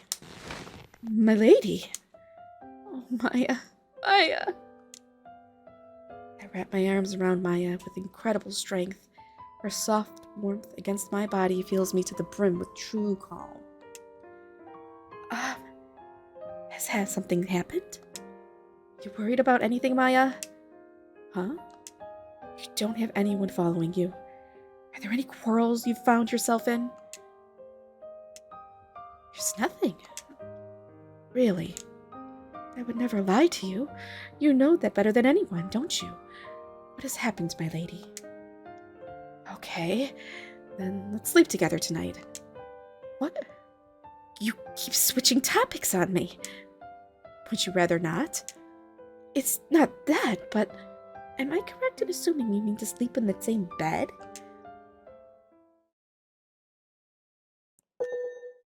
Yeah, we're definitely sleeping in the same bed.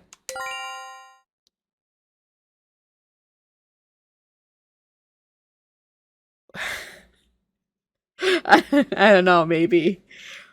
What has happened to make you want to sleep together? You even slept alone as a child. I'm not doing this because I want her to dote on me. I'm doing this to protect her. But as easy as it would be to reveal this, I don't want to worry her. We're close. Something like this is fine every once in a while, wouldn't you say? The other girls in the city will certainly be surprised. They may even be envious of me. Have you heard about how popular you are with young women? They've even been selling prints of you. So you found out about that, huh? I certainly did. I bought 3 types of each. Why? I of course intend to buy more, but there was a limit of 3 per person. That's not what I wanted to know. It's odd that someone like me would attract attention like this. I've even had people call out to me in public, but I can't help but feel they have some hidden agenda. You always do this, my lady. You should really stop this negative habit. Yeah, I should be more careful. What good is there in so easily doubting others? No, that's not what I mean. You... Maya? Maya must be exhausted to fall asleep mid-sentence. What is she trying to say about me? She's got me curious. Oh well, I can always ask tomorrow. I take out the dagger I've hidden on me and grip at the handle.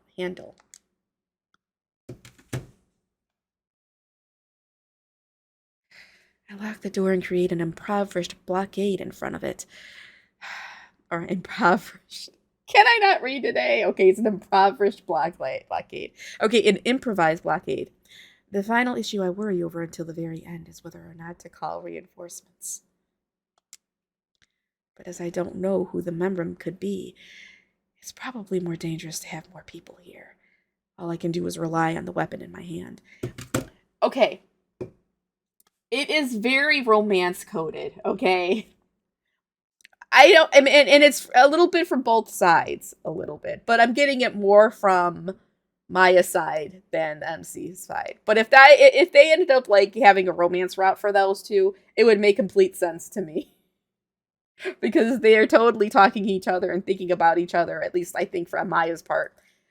Like they're more than just friends. So shut it. But as I don't know who the member could be, it's probably more dangerous to have more people here. All I can do is rely on the weapon in my hand. Okay. Just who killed Maya? What did she do to deserve that? Sure, the witch eats away at a member's heart, but that still doesn't explain her death. Stop right there. Don't forget who the real evil is here. What if I want to defeat the witch? I must find out who the membrum is. Or but if I, whatever. This time I swear I'll protect.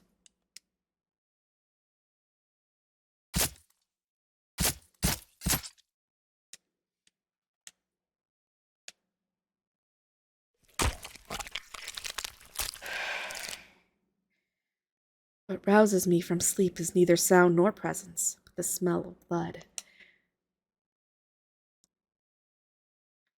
Maya is dead. Her body has been cut apart. An arm and leg each hang suspended from the ceiling. Her head sits on a vase like a warped flower. The remaining body parts are used similarly. Rather than being thrown around randomly, their placement seemed deliberate. The clear care taken only disgusts me more.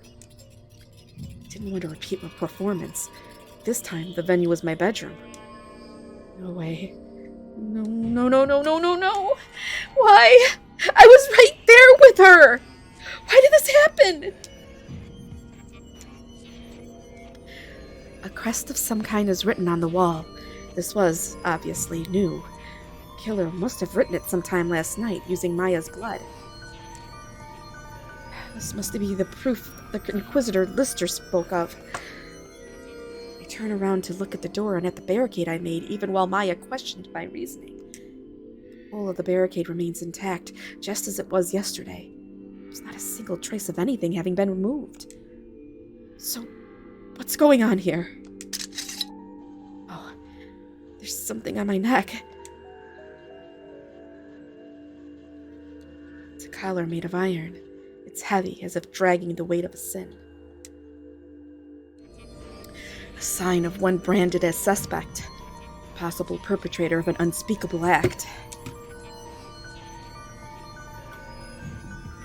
Have I become a sacrificium?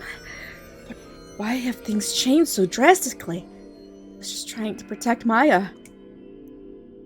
If be a sacrificium means I'll be suspected of killing Maya as a membrum. Room's defenses were perfect, yet Maya was still killed. As panicked as I am, my gaze remains fixed on the barricade. No. I didn't do this. I didn't kill Maya.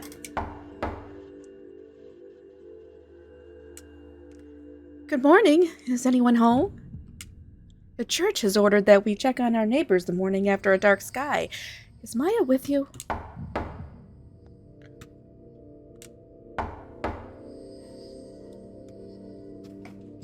I will not accept a word without her. One more time. I must try to fix this. One more time. Maya, I swear I'll save you this time.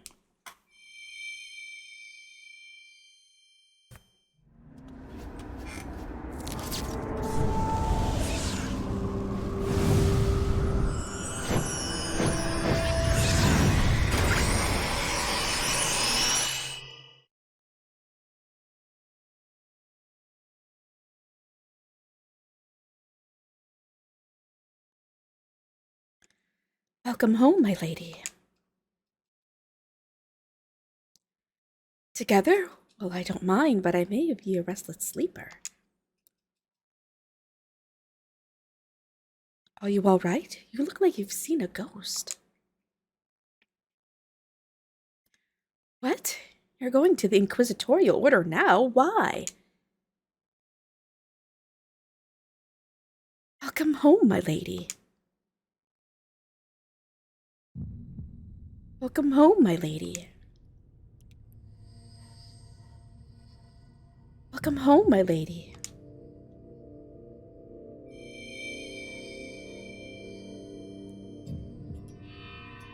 Rislin! Stop it already! Your heart can't take it anymore! Why? Why does it always end the same? I only remained uninvolved that very first time. Every single loop after that saw me chained down as a sacrificium. I can run neither from Maya's death nor from my own sin. Is this my divine fate? Of course it's not. This is all the work of that witch, and he's no god. That doesn't mean I can win against him. Fatal Rewind has to adapt to every single living thing, and the Witch of Ruin is no exception, even if we had the upper hand because he never noticed. But I think that adaptation is the problem. Maya's death is set in stone, so you won't be able to change anything by going back to right before it happens. And what do I do? Should I go back to 8 years again? Absolutely not. I already told you this, but going back too far causes too much strain. You could snap the very moment you get back, which means you really will be confined to your room till you die. And what should I do? You have to defeat the Witch of Ruin. You met him in the city, right? Go back to that time and kill him. You want me to kill a man I can't even physically touch? Well, witches can't touch each other. They can? Oh, wait. They can touch each other. So then she isn't a witch. They can? Then why don't you... Nuh-uh. No way. My physical body wasted away a long time ago. The Witch of Ruin killed all the other witches, so we've got no one else to turn to. We need your help. Then what would you have me do? How am I supposed to fight a magical adversary I can't even touch? You find his weakness. All witches have them, so he's gotta have one too. But, I don't know how to find said weakness. If I kill the witch before any member appear, Maya will survive. But if I'm to destroy the witch for good, I must face him down to find his weakness. Which necessitates I move forward from this, and accept Maya's death. Okay. You're not gonna get mad at me for being useless? Why would I say that when you're the one that's given me this power in the first place? You've given me so much. I promise to give you as much as I can in return, and I just as badly want to strangle that conniving witch. So, you're so cool. You say, you're so cool. Proud to have you as my, never mind. As my what? Oh, there are all of these freaking questions and threads that are being popped in here. Oh, Nashu's sleeping in the bed right next to me right now. She's being a good Nashu. I put on a brave face, but I'm far from confident. Can I really defeat the witch when I can't even protect Maya? There's no can or can't. I will do it. I have to. I'll be going now. If you notice anything, let me know. Wait, I'm putting a ban on the Fatal Rewind once you go back. A ban? For how long? Till your heart is healed. My heart? You're fine? Really? And how do I heal my heart? I don't know. That's why they're so annoying to deal with. I gave you the Fatal Rewind to fight against the Witch of Ruin, but I don't want you throwing your life away like that. I actually really regret giving you that power now. I'm not sure it was the right choice anymore. Rune? There are some things death simply can't fix. Exactly! Your life is important! Promise me you'll take care of yourself.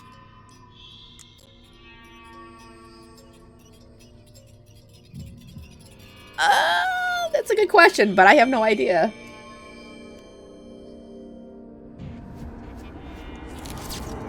Or my suspicion is somebody knows that she's going back and what she's changing.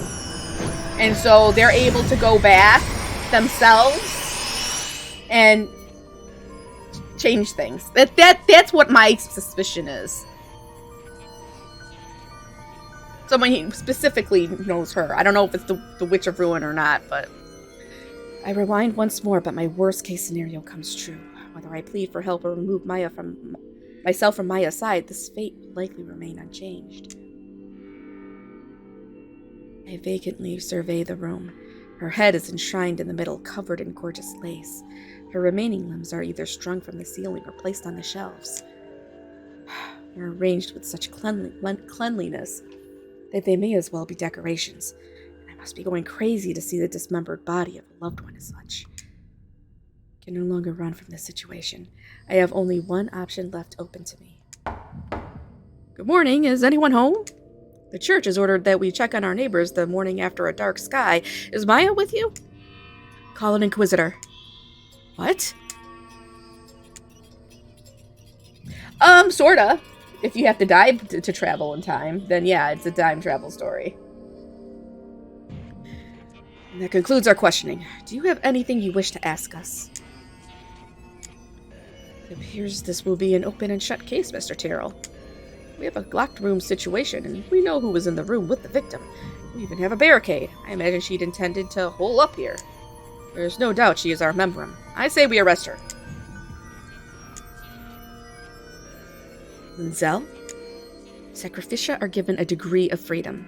You can write your own will, enjoy last meal, or even run should you choose. But once the clock strikes midnight, you will find yourself in the courtroom. That is the witch's malediction. There's no point in using the rewind. I must find the witch's weak point. I made that dagger. Oh, I didn't make the dagger. Okay, so you guys, I think I understand why I'm having trouble with reading the line. Because unlike most other Otome games, who, I don't know why, but there's the full text box, and the English text only fills a little bit of it. I feel like I can't take in the full line and process it before I actually say it, because it's just so long and wide, and my monitor is so big. And I know that's a big, long explanation, but I think the next stream, I'm going to have to find a way to make this game smaller, because I think it'll be easier for me to read it out loud that way. Okay, enough of a sidetrack. Let's get back to this. I made that promise to Rune in Elysia, yet my hand automatically reaches for my dagger.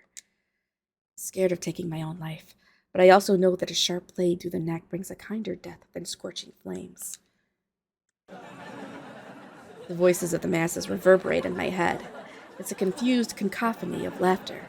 There's joy at an evil being punished, and sorrow and pity at the poor girl groveling for her life. If I continue in this timeline, I may have to experience that suffering once more. And if I'm the one that killed Maya, it's a fate I deserve.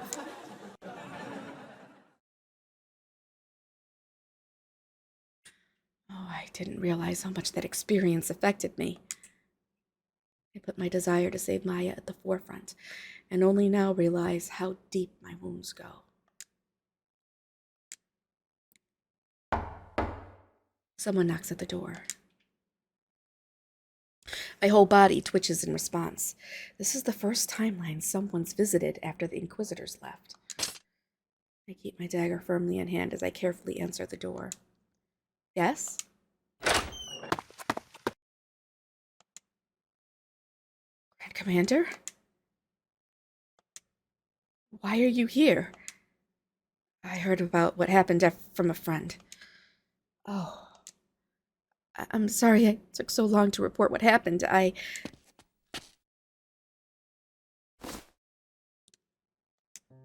don't have to say a word. Just let it all out. Grand Commander. I sob against his chest. He quietly accepts all of my built-up sadness from each repeated experience of Maya's death. I'd all but lost sense of what it means to be alive after letting go of my life so many times. The strength of his arms and the warmth of his embrace brings it all back into place. I'm a murderer.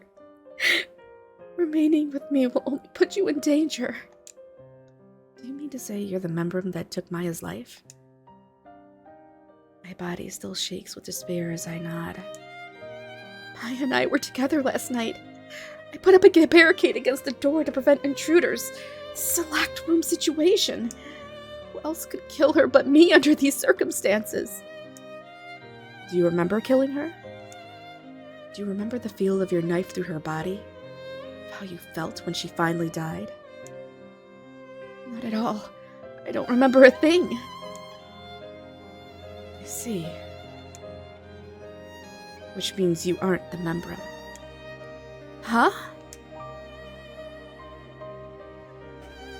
How can you say that so confidently? Well, that's my line. You kill Maya? That's impossible. But if a witch really ate away at my heart, then you may have done it. How is your heart doing now? Do you feel crazed or about empty? Have you changed at all? Look, not a hair different to me. If you don't remember killing her, then that only strengthens my belief. Oh, Did I not kill Maya? What idiot would place themselves at the scene of a locked room mystery? Good. Calm down a bit. Let's head over to the wing's base.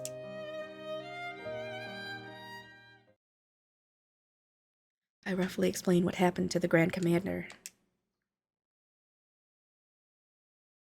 I see. Well, it's clear you're one of the Sacrificia.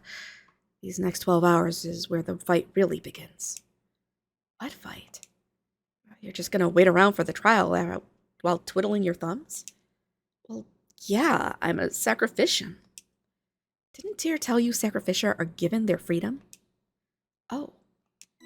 This ain't no ordinary trial. It's a trial for witches of witches and by witches. It's designed entirely for the witches' enjoyment or entertainment. I like that one better. That's the masses get to vote as part of this. Do you know a lot about these trials? I looked into it a bit, considering recent events. That black sky and the appearance of a membrum also happened 50 years ago. Do you understand the details of the upcoming trial?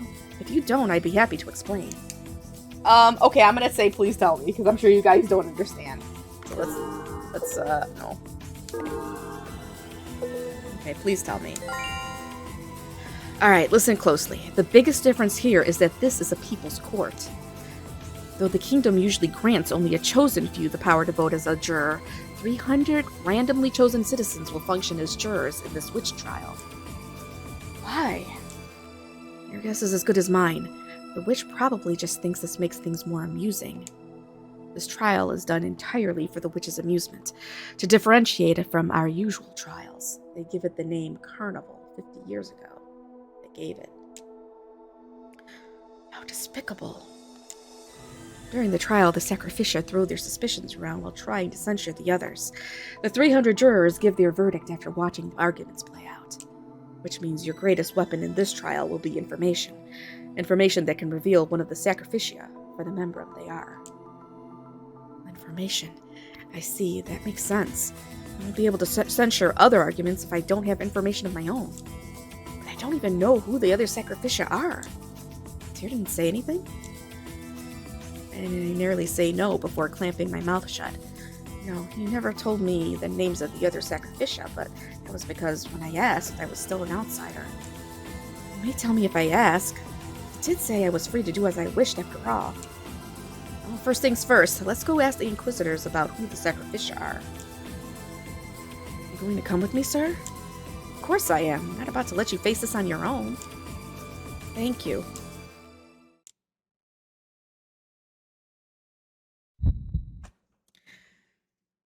Yeah, I think she spent the entirety of that 8 years just laser focused on becoming stronger so that she could take her revenge. And it was clear that she wasn't, even though she had her friends, Hugo and Mitchell and Lyndon, but it's just like, I don't think until even recently she realized how close of friends they were with her, because they were, yeah. This girl needs some worldly experience for sure.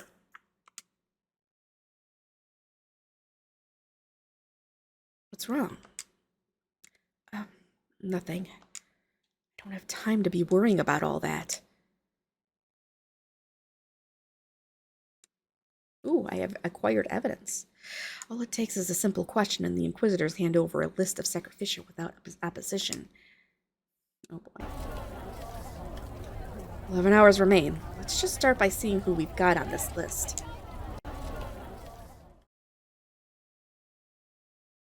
What is this list? Prince Lucian is here. Is this Orla Linzel, your sister? Yes. I'm surprised to see their names on this list, but my attention is drawn to a photograph of a third individual. I'd never mistake that face. It's the witch. Never expected to learn of his name this way. So he's been parading around as a court painter? Is it possible for a witch to be a membrum? Or is this one of his mind games? It'll be hard to meet with most of these people, but unfortunately, we don't have the time to turn over every stone. We have to make a choice here. Give me a minute.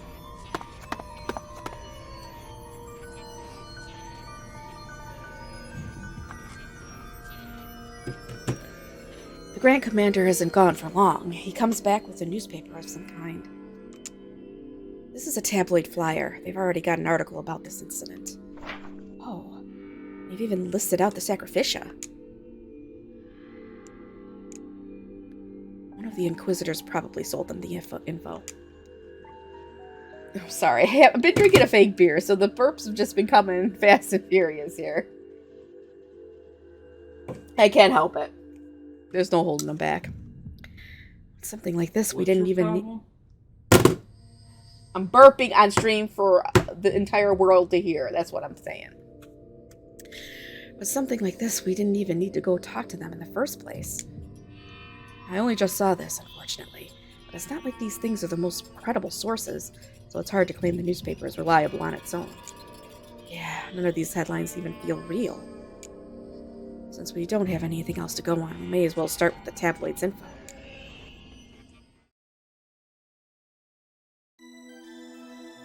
Your investigation will now begin. Question the sacrificia and collect useful information before the trial begins. Oh, okay.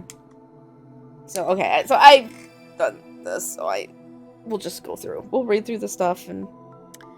Alright, the article details. If we are to preserve the royal family's likeness for future generations, better his art than a photograph. The man who made our very own king declared this is none other than Male Diaz. In his art is contained the hallmarks of genius, the incredible expressions, the unspeakably beautiful use of colors, and a sense of story unfolding on the canvas. His art brings many to tears, and even a simple sketch is said to be priceless. His talents led him to graduating at the head of his class at Etoile Academy of Fine Arts. But his mother says it was not his teachers that first fostered that said talent. It was cockroaches. Okay. So, that's that guy. Let's start this investigation. Oh, well, we do have different people, so I don't know who this guy is. He says, I saw the Dinja, and he's all very excited. Ooh, the Ice Prince's rage against the Inquisitors. Interesting. Hey, me! This writer is confident our devoted readers are already well aware of that gorgeous knight who took the war games by storm. Yeah, I know. And then, okay, so let's see this first guy.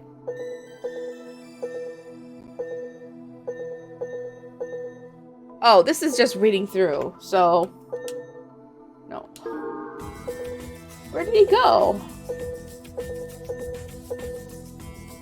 Oh, this guy. Alright, sorry. I thought I was looking for somebody else. I don't know. Start this investigation.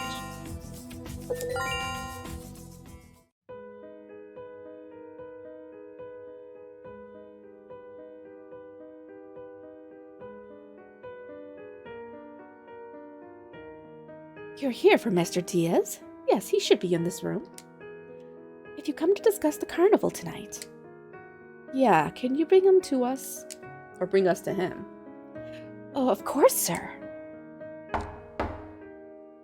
You have guests, Master Diaz. 2 individuals from the wings of Garuda have come to speak with you.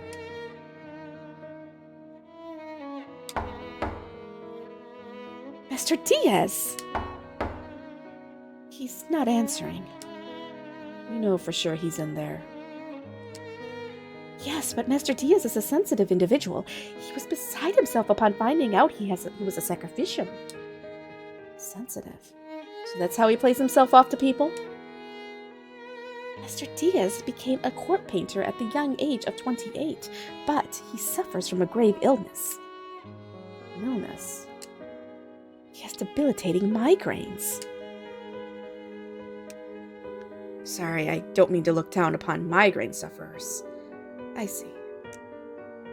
I'm sure you've noticed the clouds today. His migraines get especially intense on days like these. I'm sure the stress has only worsened it. Would it be possible to leave him be? Rislin, we should call it quits. He probably won't come out no matter how much we insist. Male Diaz, I'm coming in!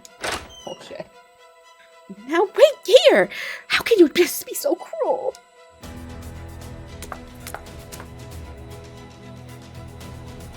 Thought we'd meet again quite like this. I didn't know a witch could be branded as a sacrificium. Is this all part of the show? What? What? Who are you?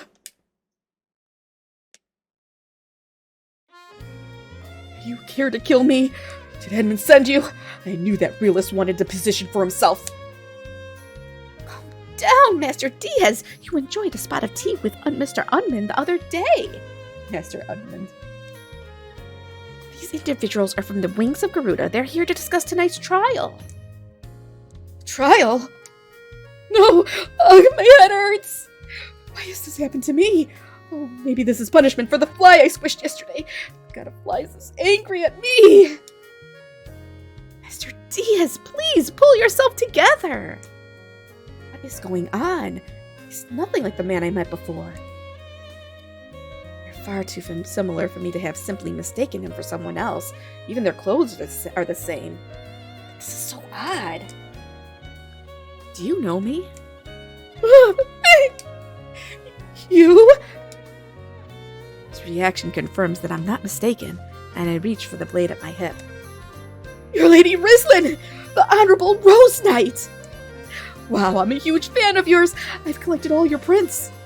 I'm so happy to meet you. I must commemorate this meeting with a painting later. I guess he's not the witch after... No, don't let yourself be fooled, Rislin. Enough with your acting, Maltias. You told me yourself last we met that you are a witch. What? Is he really? Really? You are... Why are you surprised? I met you in the city? What? At the Rose Knight? No way. I don't remember that at all. You've chosen precisely the wrong thing to fixate on. So this isn't our first meeting? Oh, how terrible. You really don't remember? I'm sorry, go on, split this useless head open. Sir, please help me. I don't know how to handle these types. I apologize for this while you're so doing this while you're so dejected, Mr. Diaz. But maybe ask a few questions. All of the extreme fear and ecstasy disappears from his features. Mayo looks over at us with an earnest gaze. Of course, but in exchange, I'd like to ask a few questions too. Understood. First, do you know Maya Kirkland? Victim of the case? Yes. I only heard her name for the first time when the Inquisitors were questioning me. So you've never met her? Not once, so I can assure you I'm not the Membrum. What were you doing last night? I slept, just like everyone else. The Inquisitor told me that when a Membrum commits their crime, everyone else falls into a deep sleep. No one has an airtight alibi as a result. What? It's apparently one of the magic spells the witch can use. I was so convinced I was the culprit I never bothered to ask anything. If only I'd asked, I'm sure they would have answered me. Hold on a second. I'm sitting here thinking, sorry if I'm in the middle, but... So, remember the first time when Maya died and she woke up in the morning and she didn't have the chains around her neck? But there still was a sign, like a symbol on her wall that she said she didn't see. But then Terrell was like, oh, well, that'd be understandable because you were all frazzled or whatever. Wouldn't that symbol mean that the witch of Ruin was targeting her as a yeah, it was targeting her as a sacrificium. But then why didn't he go through with it?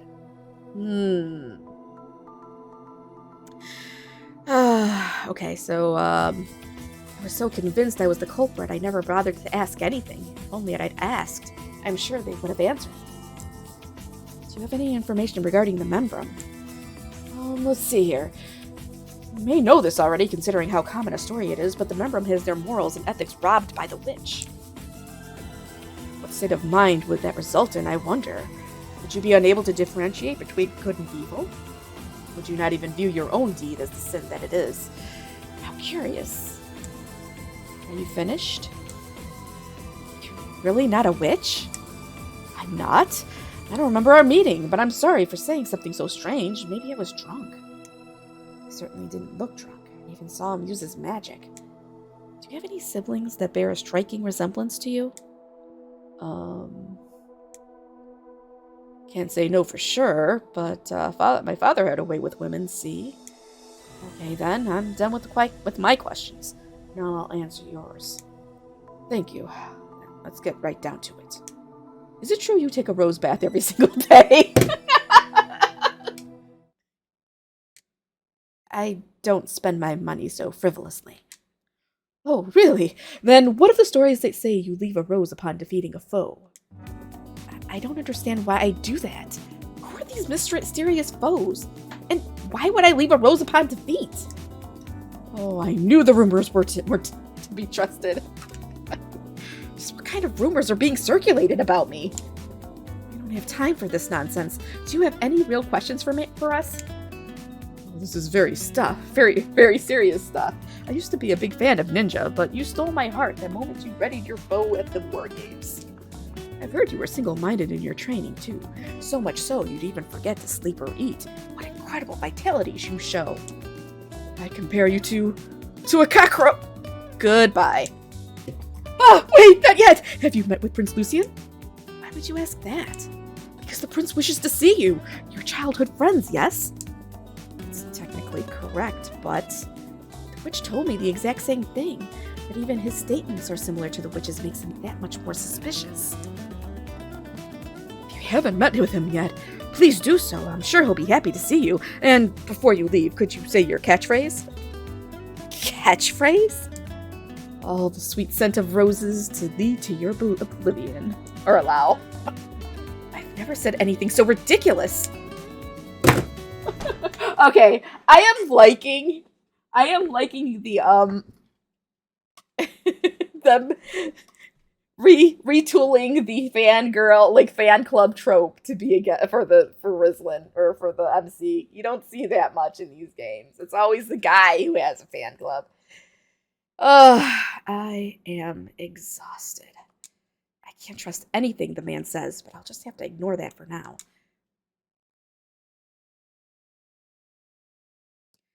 I simply cannot believe she pushed herself into this room. What a violent woman. A pity poor Master Diaz. The masses now look less favorably on Rizlin. Dang it! The masses... How did they find out I went over there? Oh, God. Alright, see. I saw the ninja. Alright. My back, you guys. I may need to look into a new chair or something. This is getting bad. I saw the ninja. This passionate statement comes from Thomas Unra, 32, one of the sacrificia chosen for the upcoming carnival. Ninja, of course, refers to the infamous chivalrous thief. They steal from heartless nobles and unscrupulous merchants and return this money to the poor. Thomas is one of many that finds themselves taken by these righteous deeds. Despite his life being on the line tonight, Thomas speaks passionately about the thief. It was a moonless night. I was on my way home drunk when I saw someone running on the rooftops. Only the ninja is capable of such a feat. They were a lot more slender than I thought they'd be. Ooh, wait, maybe Ninja's a girl. Despite his life being on the line tonight, Thomas fervently continues. I tried real hard to catch up to them, but I couldn't see. I wanted to thank them. Ninja saved me once before. Endless praise omitted. Okay. Alright, let's go talk to this crazy guy.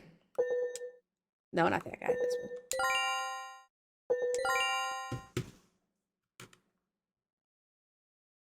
Thomas Unra, a merchant by the looks of it. It's not a name I recognize.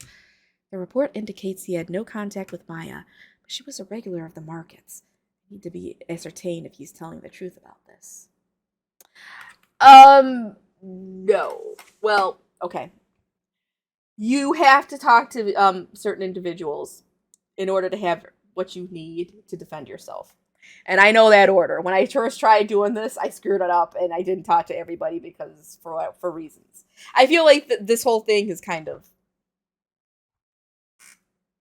not very well thought out, but whatever. Yes, you can't screw up, and the first time I tried, I screwed it up, so. The report indicates he had no contact with Maya, but she was a regular of the markets. I need to ascertain if he's telling the truth about this. I take it you're Thomas Unra. I'd like to ask you some questions. About Ninja? Ninja? He's a hero who helps us out! I get an explanation from someone nearby. can't say I understand the situation, but this ninja appears to be famous. You've come to the right man! I saw him, I did! Ninja is the common man's hero. I work at Kiki's Goods now, but my previous job, 16 hours a day, every day with no break, it was a hellscape. That all ended when Ninja came. Their theft revealed to the world how awful the owner was and how miserable our working conditions were. If it weren't for Ninja, I'd have died from overwork a long time ago. So when I saw him, whoo boy, my heart just about gave out on me. Actually, I better stop for a beat or two. And it was in that brief moment that Ninja disappeared from view. Man, I need a stronger heart. I'm pretty passionate about this. Do you think this ninja person... Do you like this... Wait, are you asking that, Rislin? Do you like this ninja person? Oh, you bet I do. They're the only one for me. It's nice to have something you're passionate about, but shouldn't you be more focused on your own safety? Tonight's trial is a matter of death for you. Life or death for you. I don't care about no witch. Ninja's the only thing that matters. Alright, if I'm being honest with you, I was pretty scared last night of the witch showing up. So instead of going out to look for Ninja like I usually do, I went to bed early. This guy's hardcore. And then I woke up with this thing around my neck. When I really think about it though, it's not all bad. Ninja's an ally of justice. If I end up on the chopping block, they'll definitely come save me, which means I get to meet Ninja again! I see. Still, isn't it a bit much to spend your nights looking for them? Well, yeah, I'm dead tired in the middle of the day as a result, enough that my memory's a crapshoot. Honestly, I'm surprised I can even still work properly. Are you sure you weren't falling asleep? That could explain the foggy memories. Enough about me, let's get down to business. I know full well why you come to see me. Wanna know if Ninja's a guy or gal, eh? Nope. I don't really know either. I only ever saw him on the roof, though I swear they looked awfully slim. I actually think Ninja was injured. Her clothes were all ripped up and I could see some real pale skin and what looked like a tattoo. I'm in a camp that thinks Ninja's a girl. Well, boy or girl, that don't change much how I love him, though. Oh, wow, it's already this late? Sorry, but I've got a Ninja fan club meeting to get to. See ya. Huh? I didn't get to ask about anything important. Alright, well, that's that guy. Oh, Lady Rislin, what a sweet soul you are to listen to that ninja nerd spiel about until the very end. Yeah, no kidding. The masses now look more favorably upon Rislin. Okay. So we are going to talk to the prince next. Talented, calm, and collected, handsome, more chivalric than even a knight. Praise of all kinds is given to Prince Lucian, 18. But His Royal Highness doesn't allow this praise to get to his head. His potlicking prowess rivals even the king himself. There's no doubt that Prince Lucian leads the race to the crown. Yet not a single person in the castle has ever seen his smile. And it's said that hundreds have faced punishment at his hands. He's as tough on others as he is on himself. That is, as one person tells it, both a bane and a boon to the young prince. He reacts no differently to the inquisitors. He berated them for not preventing the Membrum's appearance. After the sky turned black, he apparently used his own coin to try and capture the witch. He was lamenting his own incompetency, ignoring how he's now a sacrificium too. That's just the kind of person he is. Will His Royal Highness's wrath be sated at the trial tonight? He's wrathful? This is not like how he was before at all. Alright, well, let's go talk. Let's start this investigation.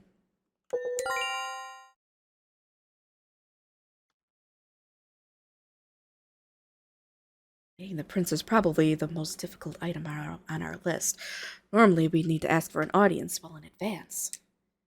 It's Lucian.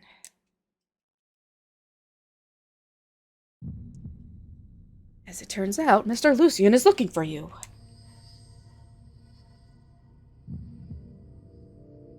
None of this sits right with me. Why did the witch mention his name? If his aim was only to earn my attention, announcing himself as my brother was more than enough. Is Prince Lucian truly searching for me? Or is claiming as much another part of the witch's scheme? What What business do the Wings of Garuda have here? A collar. I see, so a member of the Wings has been branded a sacrificium as well. You've got the right of it. We'd like to speak with Prince Lucian. Will you let us through? Absolutely not. Then just relay a message for us. The victor of the War Games Archery Division has come to seek an audience with him. I heard only he predicted her win and that he was praised highly for it. You don't think His Royal Highness would want to speak with her? Well, no, I still can't let someone who could very well be a Membrum get close to the prince. Even though Sacrificia are awarded the same rights of investigation as Inquisitors? Think of it like this. If you cut off his sources of info, he might be at a disadvantage during the trial. Sacrificia are at once allies and enemies. I'm sure you understand what would happen if you threw one of them into that complicated web without a single thread to grab onto. The Grand Commander's cool argument plants a seed of doubt in the other night. We're only a single step away from our goal, and the carpet is ripped from under us. I don't remember idle chatter being in a royal guardsman's job description. No, and that's the big thing. He doesn't. He's really, at least I don't think he has up to this point come off as the flirt. Everybody else says he's like this ladies' man, and I just don't really see it. So I don't know. Oh man. Okay. Oh, this guy. I forgot what voice I gave him. Parker Nushburn, one of Conrad's younger brothers. He's one of Conrad's flunkies. I doubt he doesn't know of his brother's less savory endeavors. He looked down his nose at me from our very first meeting, so I never liked being around him anyway. When the guardsman explains what just happened, Parker scoffs at us. How disrespectful can you be to even think you'll be granted an audience without going through the proper channels? And we're not about to put someone so dangerous in the same room as Lucian. Leave! Let's go, Grand Commander. Yeah. Now hold on here. Aren't you from the Linzel family? Yes, I'm Rislin Linzel, Knight of the Wings of Garuda. I knew it! So you're Lady Orla's sister. You know Orla? Oh, I most certainly do. I was even her first dance partner at her societal debut. Orla is 16, 2 years my junior, so I suppose she would be making her debut about now. I never heard anything about Parker being her dance partner before the rewind. Makes sense that things have changed somewhat at the Linzel Manor compared to my previous life. And how is Lady Orla faring? Did she like the present I sent her? She gave me a letter of thanks, of course, but I can't be sure if it's genuine. I'm about to politely tell him I neither know or nor care about that nonsense, but the Grand Commander steps in. Did you know? Unfortunately, she's been away from the Linzel family for some time now and isn't privy to the more minute goings-on. Right? Oh, right. It's been 8 years since we even... But she still gets along quite well with her baby sister. They may or may not even meet up in the city during the weekends. And Commander Crius ends his lie with the vaguest statement yet, but Parker's selective hearing works in our favor. I see! Oh, it's wonderful that two beautiful sisters such as yourselves can get along so well! A dreadful shiver runs up my spine. Though I know his honeyed praise is just a performance, I still bristle at the sentiment. Should you have a message you wish to relay to Lady Orla? I'm sure her sister here is more than willing to be your messenger. Anything would sound much more pleasing from a sister. Yes, I suppose you're right. Would you like to hear her thoughts on your present? No, wait. Asking so outright betrays a lack of confidence. I'd like to ask if the rumors of her affections for Lucian are true. Wait, we're not so close that I can ask that quite yet. Oh, I'll be hosting a ball in the near future. Would you let her know I'd like to invite her as my partner? Why don't you ask her? Okay, make sure you tell your sister of Prince Parker's magnanimous invitation, Rislin. That's an order. Oh. Everything finally falls into place when I see Parker's pleased grin. This man has feelings for Orla. You're the Wings' new Garuda. No, not new Garuda. You're the Wings' new commander, eh? I had heard you were an unpleasant sort, but I see you're actually quite the reasonable fellow. I'm humbled by your praise. Now I do believe we should be leaving. Now hold on there. I just can't just let you leave after you entertained my favor. Guard, take them to Lucian. Huh? We have here the Grand Commander of the Wings and the Linzo Marquisat's eldest daughter. What could possibly be dangerous about them? His attitude has entirely reversed itself. A few sentences from Grand Commander Crius have changed Conrad into our best friend. Actually, it's not Conrad, it's Parker. It has turned Parker into our best friend. I know, I hate him too. And yes, Crius is a sweet talker. This is the kind of thing I lack. I never think to read into anyone else's thought process and then focus entirely on my own. I should learn from this example. Yeah, you probably should. The sympathize skill has been acquired. The Grand Commander really is something else.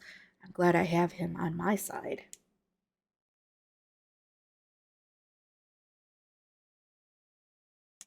Look, I would definitely still be thinking about that. That would be in the back of my mind all the time, too. But I have to shove it away. But I it's true. She's just... Oh, poor Rosalind. Your Royal Highness, What? Spit it out already! I was ordered by Prince Lucian to remain mum on the subject. You can tell me, certainly. I'm his brother. If you're so willing to ignore Royal's orders, I'll have you fired and check it with another guard. Actually... The guardsman whispers into Parker's ear. I see. How very like him. Unfortunately, my brother appears to be out on a sudden business. I can't let you see him after all.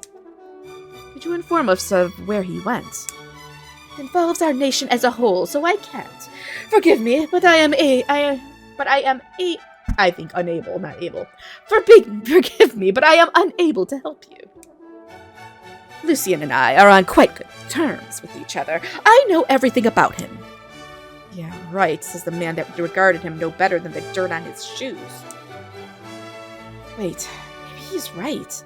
He ridiculed him in my past life for sure, but Parker's the kind of person that wants to be in the good graces of the next king. Conrad may very well be on Prince Lucian's side in this timeline. No, it's not Conrad, it's Parker! They keep messing this up. And I hope you'll allow me a few questions. Do you know if Prince Lucian knew the victim Maya Kirkland? She's a common citizen, yes. Normally I would think they never met, though I have heard rumors Lucian was using his subordinates to search for someone in the city. I'm not sure who he was looking for exactly, but you can't rule her out as being who he was looking for. I wonder about that.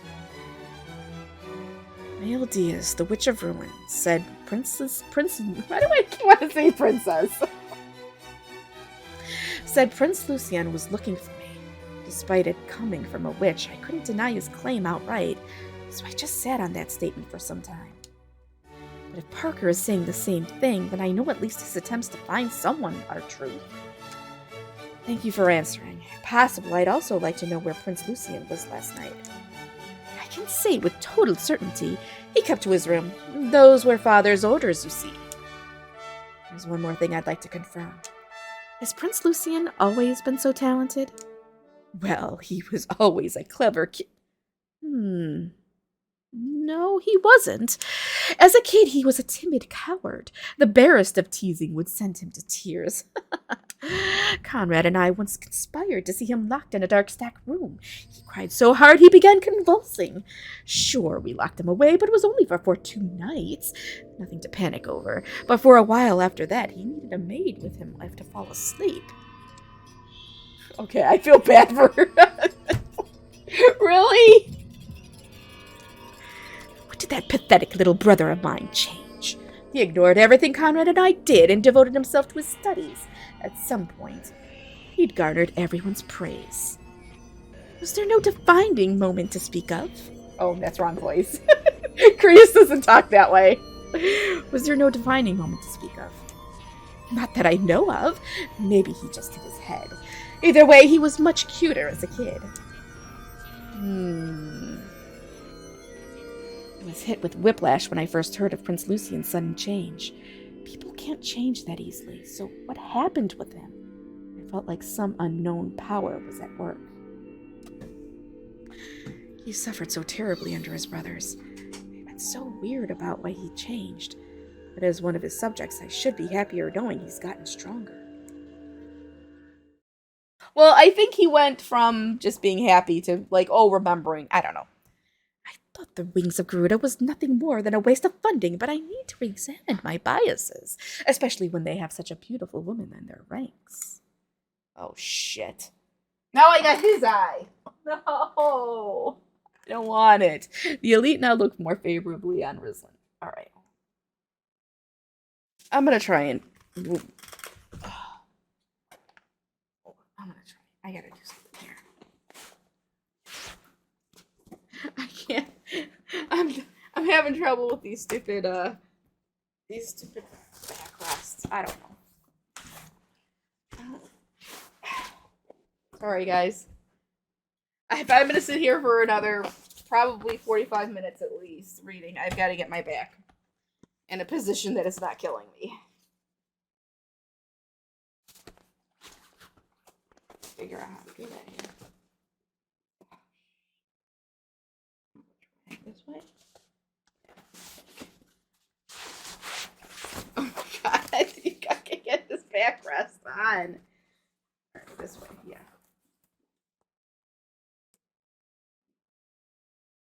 Yeah, there. That's what it is.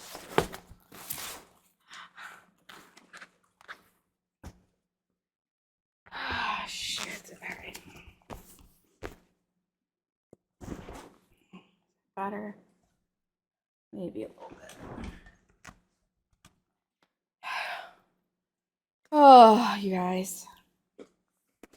Alright. See if this works for a little bit. Alright. The elite now look more favorably on Chudah. Or Rislin, not Chudah. Well, maybe both of us. Alright, so we only have 2 hours left. I don't think enough time. So we're going to end investigation. Not really. Just good enough to where I'm not in pain. Well, much pain. You don't want to go to the Linzell Manor, Rislin? Well, we don't have time for that. Sure, it usually takes time to organize a meeting with a Marquisate, but it shouldn't be that hard for you. Okay, then I'll go alone. I've got my own connections I could use. Connections, huh? You must be referring to her. I'll go too.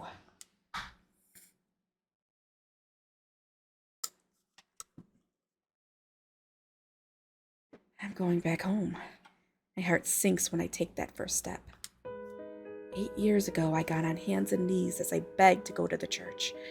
My intent from the start was to join the Wings, but I highly doubted a Marquess would allow something like that. Yet it was my father that gave me the most up support. He may have still had love for his 10-year-old daughter. Even so, he told me never to return once I'd left. Things changed at all. All the furnishings speak to their luxury, but have no character of their own. I wonder if that's the kind of thing that suits her tastes. Welcome, Sir Castlerock. The butler bows deeply, but only to the Grand Commander. When the Grand Commander realizes I'm being ignored, he scowls.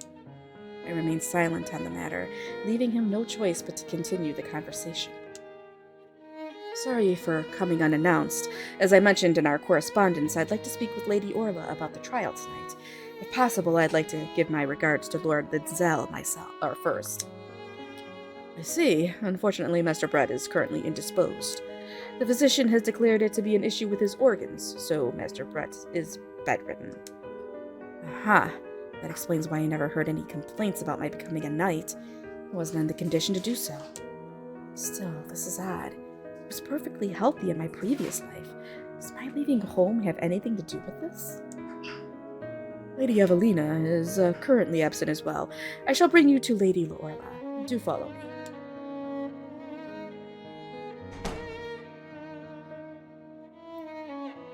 butler must not have recognized you.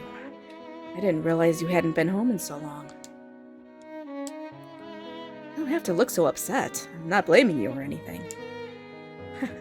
Damn, I turn into a real nag when it comes to you. You're like that with everyone. The more downtrodden someone is, the more likely you are to reach out. I've seen it again and again. Because you stand out, everyone's attention winds up focused on who you're speaking with. And because everyone respects you, they all try to help, too. Stop it. It's not that big of a deal. Make it sound more noble a deed than it actually is. It's amazing he's able to say that, and I'm sure he genuinely means it.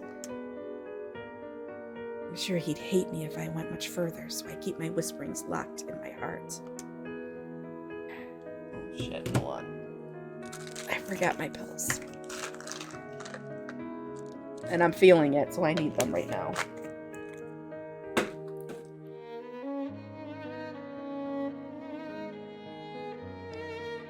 Alright. This is what I respect about him, and that's why I feel so betrayed by the tiniest action. They're supplements in PV10. They're not drugs. They're supplements. Respect can turn into something terribly dangerous when taken too far. Yeah, it can. You should know that most of anyone. Sir Castlerock, I do apologize for keeping you. It's an honor to meet you later. Oh, wrong voice again. I feel pins and needles in my one foot. It's an honor to meet you, Lady Orla. My name is Crius Castlerock. I know quite well who you are. Not a single lady in this kingdom doesn't know who the Viridian Noble is. Viridian Noble. Orla's eyes glow with a fierce light. She's as enamored with the Grand Commander as most other women are, I see. It's been 8 whole years. Orla probably doesn't even remember me. Assuming she hasn't read the paper or heard anything from the Inquisitors, she probably won't recognize. Is that you, my dear sister? Surprise closes my throat, and it's not because she actually recognized me. It's because of the tears currently pouring from her eyes. I missed you so much. I know we only lived as sisters for 6 years and never talked much besides, but I've never forgotten you, not once. Why didn't you ever come home? I'm utterly bewildered. Is this the same Orla that used the servants to tease me? The very same woman who cackled as she chopped off my hair? Yeah, I mean, don't think about it too hard. Orla acted the perfect sister back then, remember? She's likely doing the same now. Why won't you say anything? I'm honestly confused. You said yourself you didn't talk much as kids, or we didn't talk as much as kids, and it's not like we're related by blood either. I'm not sure why you think of me so fondly as your sister when everything else says otherwise. I suppose you're right. It must be quite the surprise to suddenly be doted on like that. I'm sorry. I let my excitement get the better of me. Orla turns around to wipe at her tears. That movement shifts the dress at her shoulders for only a moment, but what I see there makes my blood run cold. The Grand Commander doesn't seem to have noticed. His loyalty to this household has been well and truly severed. Or my loyalty, not his loyalty, my loyalty. But even so, I hesitate to vocalize what I saw. I'm sorry, sir, but would you leave us alone for a bit? I'd like to talk with my sister. Have at it. I was just about to propose the same thing. What do you need? Gently grab Orla's shoulder. Who did this to you? I just bumped into something. If you truly love me as a sister, then I want you to talk to me about this. It was all my fault. I'm not as beautiful as Mother, nor am I as clever. I'm not like her at all. I'm a poor excuse of a daughter. Word grips at my heart and I feel sick to my stomach. My mouth goes dry as I take in what I'm hearing. That woman turned on her own daughter when I disappeared. I had thought, as a mother, she would at least dote on her own daughter. It seems, however, that I was sorely mistaken. Though Orla isn't being locked away like I was, she's still very much being abused. She's felt a very different despair than what I experienced. How hopeless must it feel to experience violence at the hands of your own mother? Flames of anger that had been burning within me fade away to the faintest smoke. This younger girl in front of me needs someone to protect her. I wrap my arms around her slender frame and search for the words I should say to her as her older sister. Besides myself, with regret that I never noticed sooner. You've suffered so alone for so long. I'm here now, Orla. It hurts so much. When I was chosen as a sacrificium, Mother said she regretted ever giving birth to me. If I'm implicated as a member, that will smear Mother's name. What do I do? Orla, do you remember Maya? She originally worked here as a maid. Yes, I do. She left with you, yes? I believe she had light cream-colored hair. She was the victim in this case. Can I trust you, Orla? Of course you can. I could never kill someone. She was never high on my suspect list to begin with. Someone of her lithe build could never tear a grown woman's body apart. You needn't fret over the trial. I'll be right there with you. Her eyes go wide as if finally remembering that I've also been selected as a sacrificium. I've heard of your achievements. You've earned so much praise and well wishes after your win at the War Games. You're truly incredible. Compared to that, I seldom leave home, so my knowledge of the outside world and my interpersonal relationships are lacking. No one would think to spare me in a vote. Don't allow yourself to be so pessimistic, Orla. I'll protect you. Really? Really. I promise. Thank you. Have you returned home for good? No, there's no room for me here either. Orla shakes her head as a smile blooms on her features. I prepared a room just for you, my dear sister. I've chosen everything from the curtains to the bed sheets. But that's true of the whole manor. I'm at my most relaxed when I pick out new furnishings and decide how to arrange them. It's the only aspect of my life that truly goes as I will it to. PB time, that you? I'm pretty sure that's you. The advocate skill has been acquired. The nobles now look much less favorably on Rizlan. Nobles really don't like me. Time has flown by. With it being 11 p.m., there's not much else we can do.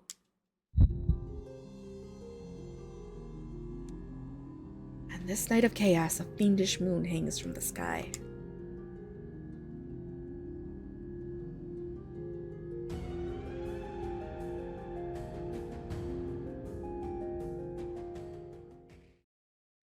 I should look over the information I've gleaned before the trial starts. Yeah, actually, we should probably, shit. Well, we gotta read this stuff, and we probably should save. Okay, so Mail's article, Mail's obsession. After becoming the first woman to win the War Games, Rosalind has garnered her fair share of fans among those that honor her as the Rose Knight. Mail is one of her most passionate supporters. Money is no object in his goal to collect as many of her prints as he can. Okay. Thomas is the ninja guy. Thomas is a massive fan of ninja. Whenever I hear ninja, I think of the freaking streamer. The chivalrous thief. He was indirectly saved by ninja at his old, miserable job, and now spends his days going after him. Thomas's daily life. In, Lucy on the lookout. In a fervent desire to beat Ninja, Lucas spends his nights patrolling the city. As a result, his exhaustion during the day leads to him nodding off at work. Okay, why is there, like... Oh, I don't think I read my article or something. I don't know. Parker's testimony. I've heard rumors Lucian was using his subordinates to search for someone in the city. I'm not sure who exactly, but you can't rule her out, the victim. Okay. Alright, Orla's article. Oh, we didn't read hers, did we? The rose of the Linzel family. Though Princess Evelina Linzel turns 40 this year, her beauty fades not a whit. If anything, she's even more stunning now. Since her debut at 16, she's been the center of attention in noble circles. This comes not because of her status as the king's younger sister, but from her own incredible influence. She boasts glittering blonde locks and a symmetry of facial features that come right out of the greatest art. Any word she speaks from her shapely lips drips with an elegance and grace. Yet not many know that. I was about to say, is this a freaking article about the stepmom or the kid? Yet not many know that Princess Evelina, has a 16. Somebody needs to. Who is the editor of this magazine or this article? Because seriously, they need to do work. Princess Evelina has a 16-year-old daughter of her own. Though she doesn't resemble the princess much, said princess has the kind of beauty you see once every 100 years. If you were lucky. It's far too cruel to compare her to a mother of such standing. Nola's obsession. Orla, not Nola. I'd like to ask if the rumors of Lady Orla's affections for Lucian are true. Oh. The Linzel home, the horrible scars left on Orla's body are from her mother's abuse. Orla's testimony, we heard this already. Victim's work history. The victim, Maya Kirkland, worked at the Linzel residence until 8 years ago. Orla knows of her. Orla's testimony. She left with you, yes? I believe she had light cream-colored hair. Oh, Orla had some hobbies. Orla enjoys picking out furniture and decorations. Everything in the Linzel household, from the curtains to the bed sheets, were chosen by her. Now, hold on. Wasn't Maya's body parts, weren't they, like, placed about the room as if they were decorations? I'm pretty sure her head was topped on a vase, and everything was meticulously arranged. Somebody needs to be asking these questions. Membrum info. When the membrum commits their crime, everyone else is put into a deep sleep. As a result, no one has an alibi. Those that become a membrum have their sense of ethics and morals robbed by the witch. And then the murder scene. Okay. Trial rules. Okay, let's go. Carnival's right around the corner. Come make your bets on who the membrum is before it ends. You might walk away a rich man. Gambling? Is he really trying to make some coin from a trial of all things? Despite his grossly unethical conduct, not a single person around him berates him for it. Quite the opposite, in fact. Everyone puts their bets in with gusto. I feel sick. This is the kind of thing that would make me despise humans. I've calculated the current standings just for use. Use this knowledge to make a smarter bet. Oh, shit. Well, I don't think this is looking good for me. I can feel myself start to panic. Sweat drips down my back, my hands are cold, and my whole body begins to shake. I feel like the same woman I was when I was still locked in confinement. I don't consider myself reliable in the least. I can't believe I slipped back into that mindset so easily. What was the point of the last 8 years if not to get stronger? Pull yourself together! Fear will only lead to my downfall. I desperately try to encourage myself, but it's not enough. No matter what I try to tell myself, the shaking refuses to cease. Thank you for sticking with me throughout the day, Grand Commander. If it weren't for you, Sir? Grand Commander! He leans against a nearby wall, his hand pushed into his chest. I watch as the color drains from his face. I'll find a physician. No, don't go. It'll figure itself out soon. He pulls the medicine from his pocket and deftly swallows it. The ease and speed with which he does so speaks to how long he's been dealing with this illness. Are you sick? You need to focus on yourself, first and foremost. I can't do that. I can't just remove you so easily from my thoughts. That's quite the ardent confession you've just given me, but I'm sure your intentions lie elsewhere. It's just the kind of person you are. I'm sick and tired of losing the ones I love.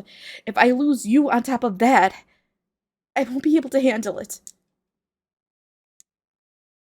If anyone here is looking infirm, it's you. The Grand Commander gingerly takes my hand in his. I'm shaking. What are you so afraid of? Everything. Losing someone I love and of dying. You are? Why? Because if I'm found guilty in this trial, I'll be burned at the stake. You won't lose this. Man, do I believe him? Do I doubt him? What do I do? I know what I'm gonna do. We gotta save anyways.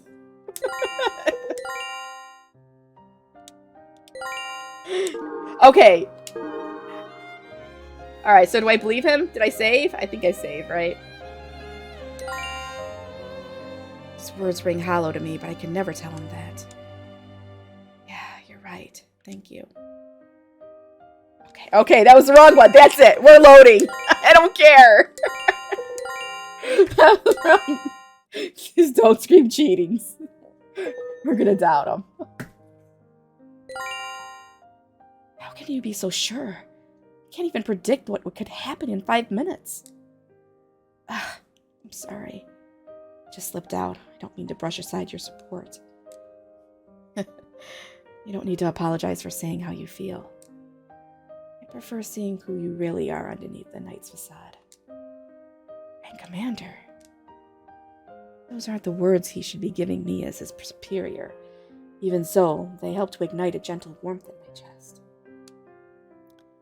Rislin, I am sick, just as you surmised. There is a wonder drug for it, but we're missing one ingredient. Without that, I'll have to deal with this for the rest of my life. What are you missing? A Garuda feather, and a specific one at that.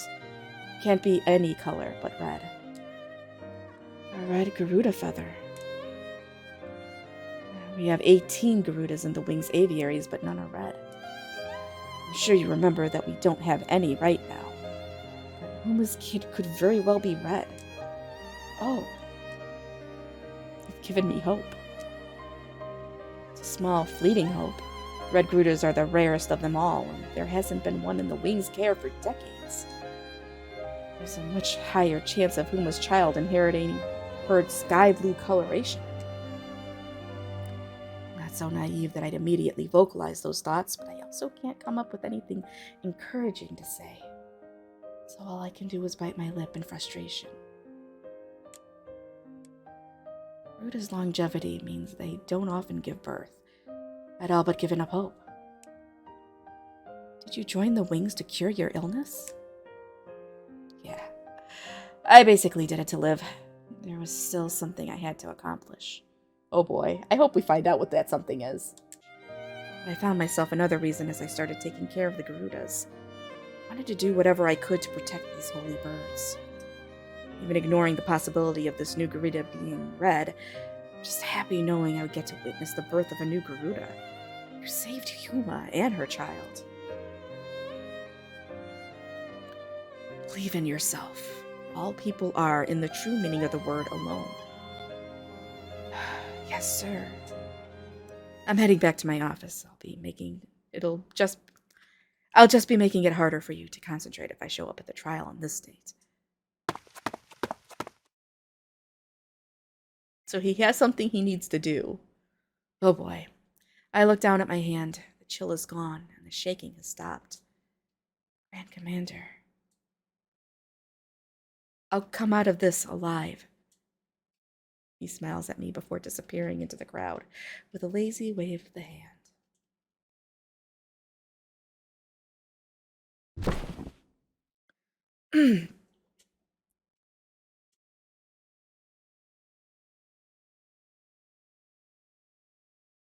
"30 minutes left. May as well enter the courtroom. Wait. Crap, I don't even know where this courtroom is. Even if Inquisitor Lister had already told me himself, I've completely forgotten. I've no choice but to go check with him again. I make my way to the Inquisitorial Order, fully prepared for Inquisitor Snyder's Lister's snide remarks to bombard my ears. And then a man appears behind me. Heed my instructions closely. Who is this? His voice is barely a whisper. The dark brown cowl he wears unfortunately prevents me from taking stock of his features. That clear voice, though, rings with familiarity. Make your way through the market and into the adjacent footpath. You've nothing to be suspicious of. I think I know who this is. Do as you say, but you should know your phrasing is nothing if not suspicious, Prince Lucian. She does too. I hear his breath hitch, but it soon evens out as the attention dissipates. I've long waited for this moment, Lady Rislin.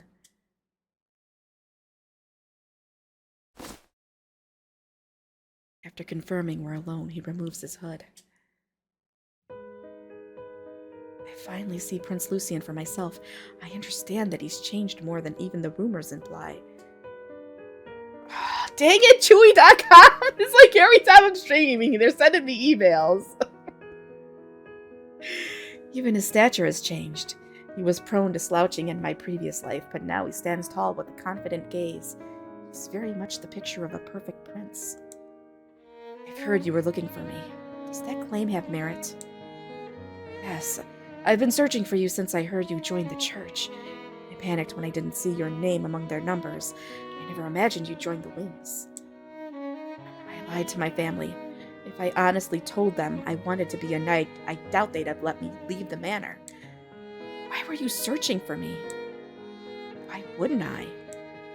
Anyone would be worried if their childhood friend suddenly disappeared.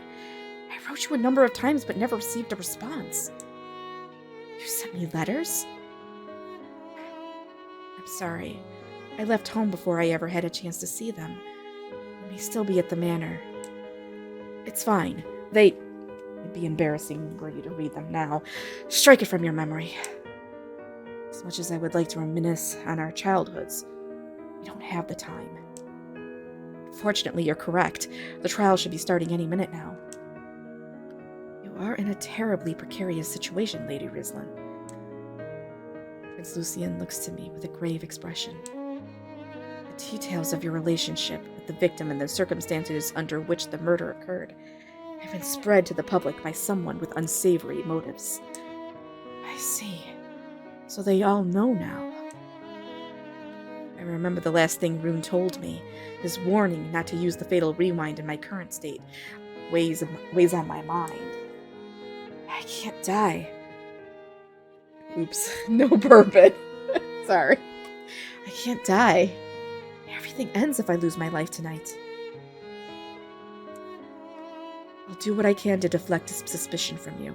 Please believe that I am your ally in this. Your Royal Highness, you've truly changed. You've gotten so much stronger than when we last met. I clamped my mouth shut before I thoughtlessly touched on experiences I had not in this life, but in the past. I study his features, hoping he doesn't find my silence strange. I would think you would understand that change better than anyone. Huh? Wait, what? Hold on a second. What does that mean?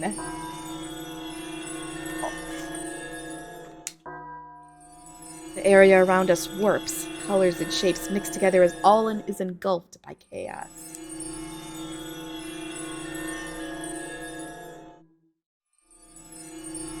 What? Sorry. I told you, the screen is too large. Let me see. Let me try something. Oh, no, that's not going to do it. Never mind. Well, I don't know what to tell you guys. The screen is too large for me to, like, scan the entire line in one glance, which helps me with the reading out loud. Anyways. Where are we? What just happened? I was in my room. I should still be there. So what happened to bring me here? If only this was Ninja's handiwork. I'd let Ninja do just about anything to me. No, Thomas, don't say that. Oh, okay, good. I know I'm struggling with this because the way I kind of speed read it so I can read it out loud to you guys is kind of screwing me up here. So, but yeah, don't talk anymore, Thomas. Just keep your mouth closed. I'm so scared. The bell that tolls midnight. It appears we find ourselves in the witch's court. It feels more like we're in a circus tent. Thick drapes patterned with stars hang from the ceiling as bizarre lights float around us. The sacrificia stand in the middle of the stage, surrounded by the gawking eyes of the public. Something about this place reminds me of Elysia, though far more sinister. I must be in some interdimensional space. No wonder I couldn't find it. I should never be able to visit without a witch's power. That seat remains empty. It's exactly the kind of place I'd expect to find that witch. Hot, hot, hot! There's fire right below where we're standing! We won't last a second if we fall! No! Please, someone help me! Silence, or you'll get my whip to your chin. I am Inquisitor Lister, Terrell I. Lister, and I shall be serving as facilitator for this trial of witches, for witches, by witches. We are in a space created by the witches in question. Pray remember that this space is dictated by the witch's will. Should you wish to live, follow it to the letter. The letter or letter? What do you mean by will? What else could I mean but the trial? Your tone has me thinking you mean to side with the witch, Inquisitor. And I wouldn't blame you for coming to that conclusion. Still, this is not the first time an Inquisitor has been forced into the role of facilitator. My aim is the same as yours, to capture and kill the Membrum. To that end, I am here to help your debates proceed as smoothly as possible. I ask that the 300 chosen jurors lend me their ears.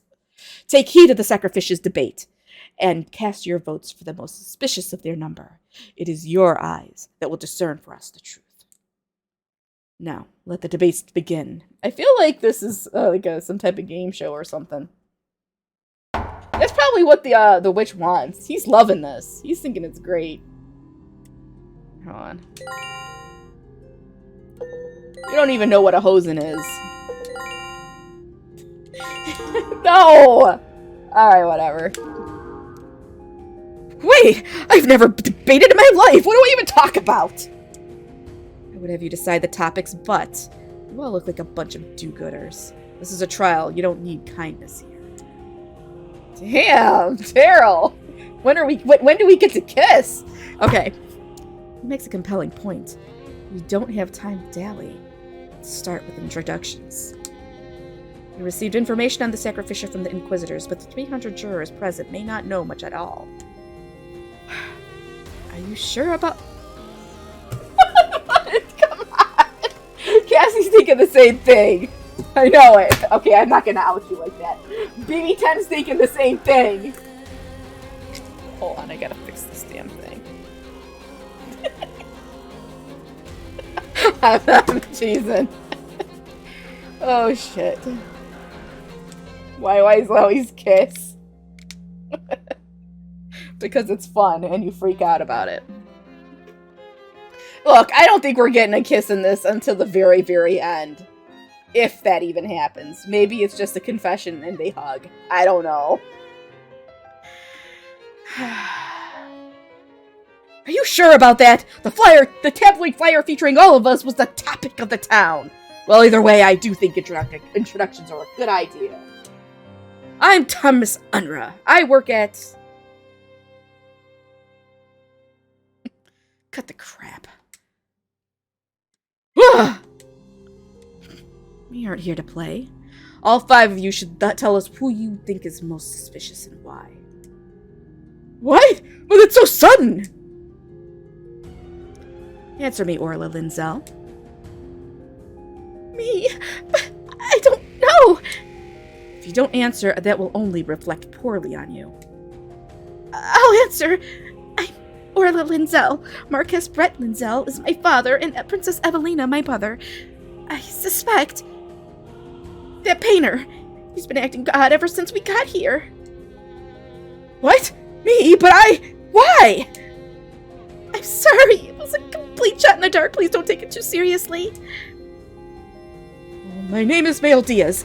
I'm a court painter. My job is to paint the royal family's portraits and scenes from their daily life. I am definitely not the member. Though I will say an awful lot of people think I'm suspicious. I say Orla is the member.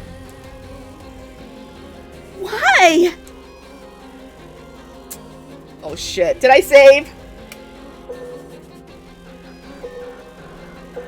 Alright, well, I think we have to defend her. Orla only answered the question asked of her. This debate will go nowhere if you get caught up on such trivial details. Thank you, dear sister. She came to her sister's aid immediately. What a heartwarming relationship they have. Ooh, better impression. Okay, I guess that was right. I am Lucien Lushburn, third-born prince of Historica. I have yet to make any concrete decisions, but as Thomas Unruh is the only one of our group I've never met, I'd like to hear more of his story. You honor me, sir. My name is Thomas Unruh. I'm a merchant by trade and the vice president of the Ninja Fan Club. And I feel most likely to be the member is, well, I heard something that made me doubt the wings of Garuda Knight. He heard something, huh? Curious to know what he was told, but asking him now would probably only make things worse for me. Which leaves us with Lady Rislin. Would you introduce yourself? Of course. I am Rislin Linzel, a knight with the wings of Garuda. I am currently most suspicious of... Oh boy. I'm gonna say Thomas?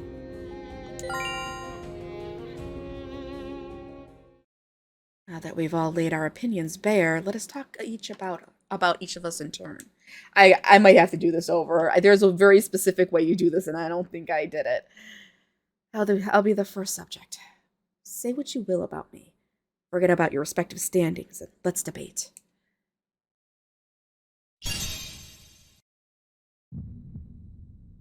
You ask us to debate, but not a single person here believes you to be the membrum, sir. He's exactly right. You are the scion of the goddess. No one of your lineage could wind up as the witch's tool. Uh-huh. Skills are now available. Use skills to challenge the sacrificious statements. Okay, I like how she's like, no one of the lineage could be, and she's his cousin. As there's no use in arguing this point, should we not move on to the next sacrificia? Oh boy. Advocate. Yeah, let's do that. It's incredibly reassuring to have you as an ally. You've really nothing to say. Nothing at all. We citizens all believe in you, sir. But we've only 40 minutes until the end of the trial, and you've only gone through a single sacrificial. Are you fine with this development? Allow me to go next. I want to dispel the doubt placed upon me.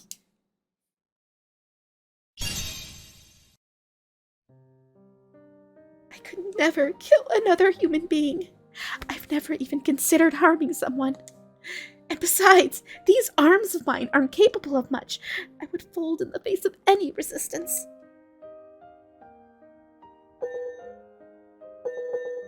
Do I advocate or sympathize? I think we're gonna sympathize. Thank you, darling sister. Please believe me, I am not the membrum everyone is looking for. Why would I ever think to kill someone? I've never even met the victim before. Orla? Just as I think to point out her contradiction, the tears begin pouring out of her eyes. My mother, Evelina Linzel, is also a scion of Goddess Norna. Her blood runs through my vein. I could never fall under such a blasphemous curse. Please, please believe me, everyone. Orla's tearful pleas as an arrow straight to their hearts. Orla and I had a complicated relationship, but that was in my previous life. Our time apart in this life may have led to her growing up into a better person. She's a young, frail girl. I want to protect her, but that contradiction is bothering me. Fortunately, if I were to point it out under these circumstances, I would face severe backlash. My only choice is to watch as things unfold.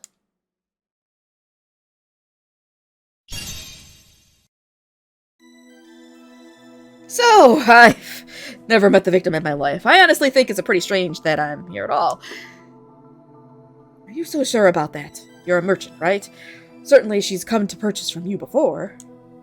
I hear you work at Kiki's Goods. Kiki's one of the largest companies in our kingdom. As a maid, she'd most certainly frequent your store. Well, I can't really argue with you there. Still, I don't remember ever seeing her at all. Well, I don't know. I don't think he has. I mean, what do I have to rebut? I don't know. What? Lady Rose Knight, are you really defending him? I'm gonna fuck this all up. I've thought this odd for some time now, Mail, but why do you keep referring to her as the Rose Knight? Because she's a gorgeous knight clad in roses! Enough. We're, talking about me, right? Change topics. Now we will spend 3 hours speaking on how incredibly wonderful the Rose Knight is. Mail, I'm going to turn you into a practice dummy should you utter one more word. Eek! Is there a reason Thomas doesn't remember Maya? I may just have the proof on hand. Is there a reason Thomas doesn't remember Maya? Well, I don't think I got the proof for this. How would you know? I guess trial and error. Actually, if I fail this, I'm just gonna speed through using a guide, because yeah, that's right. Okay.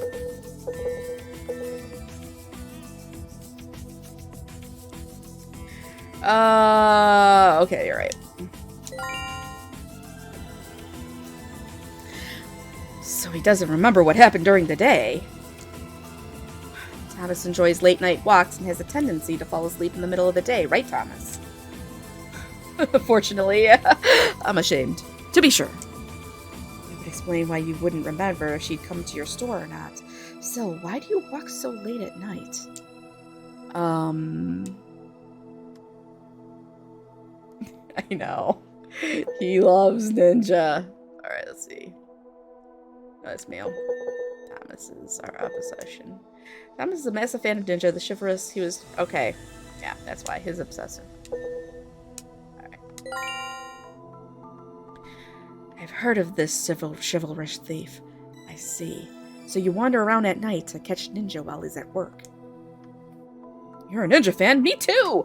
Wow, I really feel like we're best friends. We should definitely talk some more. Well, considering the situation, we should probably save that for later. He spoke so passionately about ninja earlier today, but he seems to be lethargic now. The trial must be getting to him. Lister. Terrell looks disgusted. Like, what the fuck is this shit? I'm impressed. You've done quite a bit of research on the sacrificial.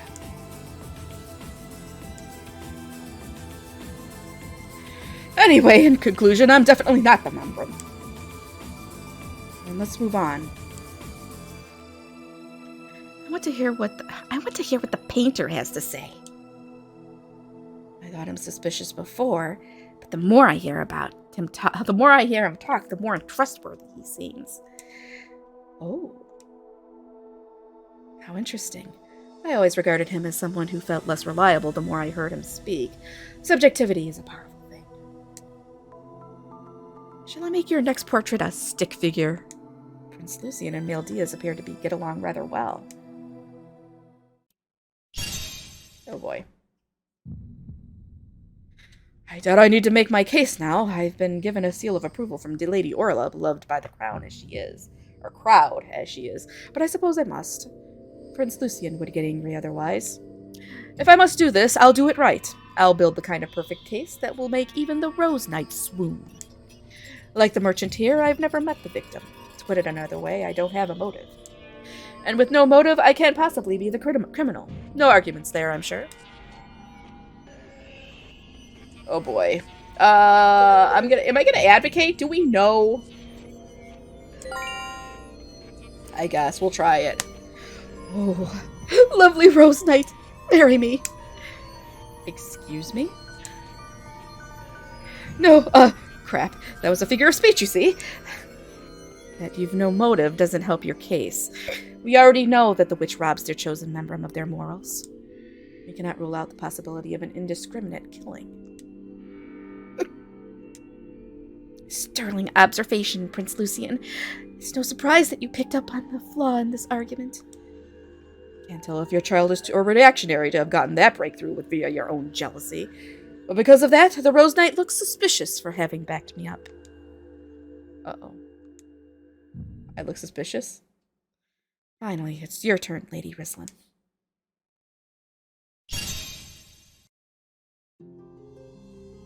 My sister is entirely innocent, despite there being no precedent for it. She joined the Knights because she wants to do what's right. She can never bring harm to another person. That merchant said at the start of this trial that he felt she was suspicious, but I'm sure that was no more than a lie. I wasn't lying at all. I just heard from someone that, well, the victim in this case worked under you, didn't she? And on the night she died, you had been sleeping in the same room as her. What? I even heard that the room had been sealed so tight that no one else could possibly enter. No. Oh, now wait a moment. Does this mean she saw the membrum? Isn't that right? Sorry to disappoint, but I never saw any membrum. Seriously? You're gonna try to say you slept through the whole thing, are you? Oh, yes.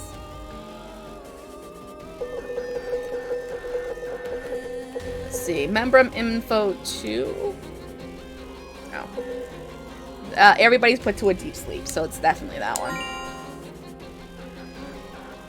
We were all put to sleep with the witch's magic when the crime was being committed. Can't blame her for not witnessing the membrum in the act.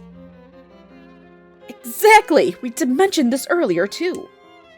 I suppose, but wouldn't you normally wake up to all that racket?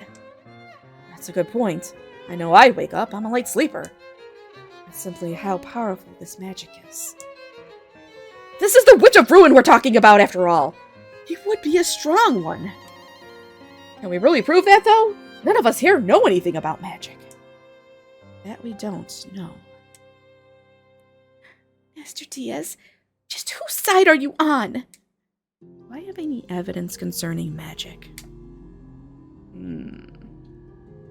Do I have any evidence? Damn it, can I go back? I guess.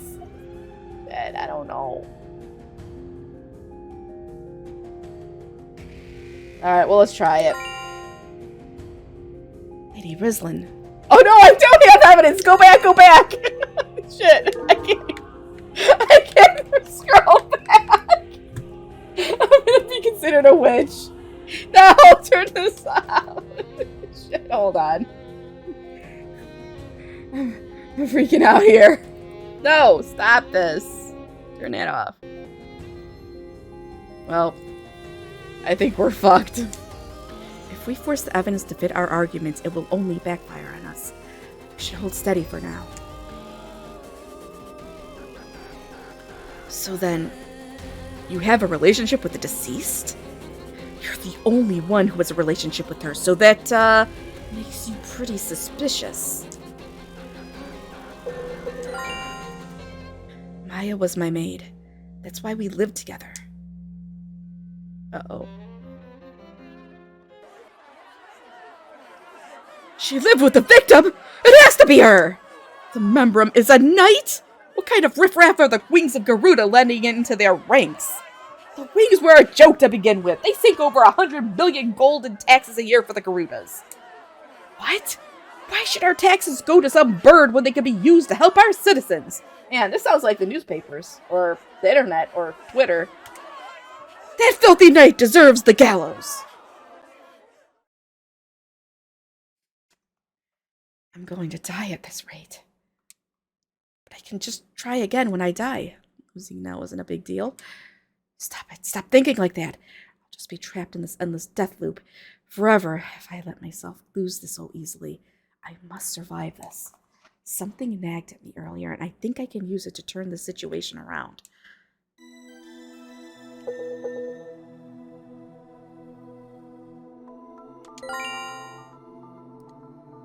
I'm not the only one that knows Maya. She was originally a Linzel family maid, after all.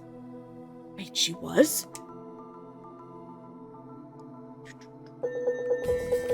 Alright, let's see.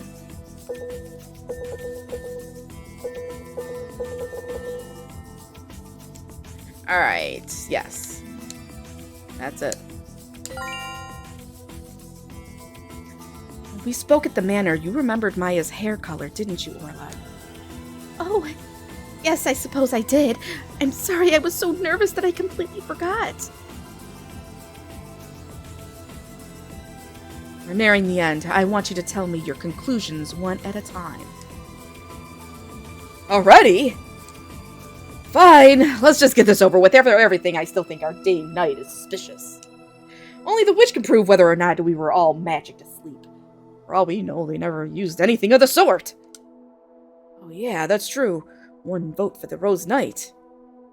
Heck, just kidding. Sorry. Why we aren't accepting any repeals at this stage. What? I'm so sorry, Lady Rose Knight. Now it's my turn to answer.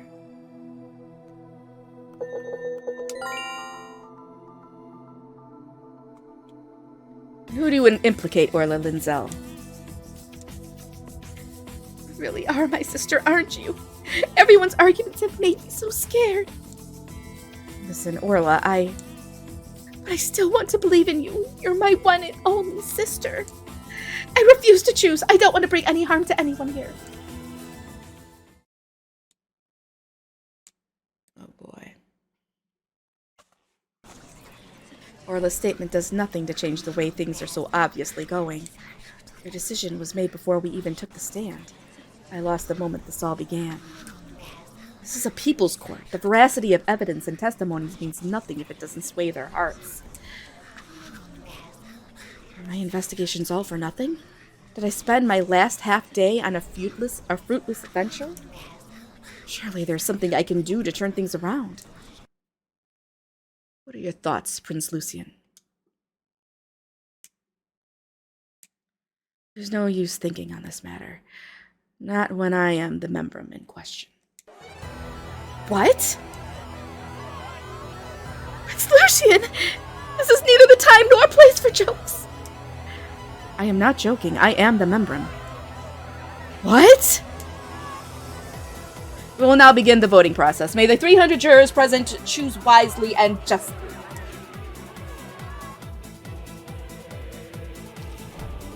Uh-oh. Oh boy. So who am I choosing? Oh, I am not choosing anybody.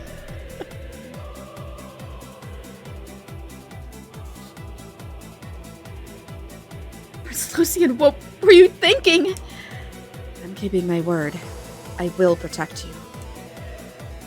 Crown is rightfully yours. You shouldn't be throwing your life away like this. I know. That's why I spent today entrusting the future to those I trust. I have more allies than you might think. Our discussions left me with the impression that you have a secret plan in the works. Am I wrong? My death could very well start something. It could throw the curtains back on some truth. But I know that no matter what happens, you won't make my death a meaningless one. Let not grief cloud your eyes. Bear witness to this. Lucian Nushburn's final curtain call. No! This was not supposed to happen! I had all the... Oh shit. I keep hitting the freaking keyboard, sorry. How do I keep bringing that up? A path no more than 2 feet wide appears in front of Prince Lucian. Master Lucian, wait! I was honored to have my portraits painted by you, Mael, but to me, I could call you my friend means just as much. You can't! Stop! Please don't go! Mr. Lucian! Mr. Lucian! Mael. Prince Lucian is cut off by a shadowy hand pushing his back. His body floats gracelessly through the air until finally he drops down into the pit of flames.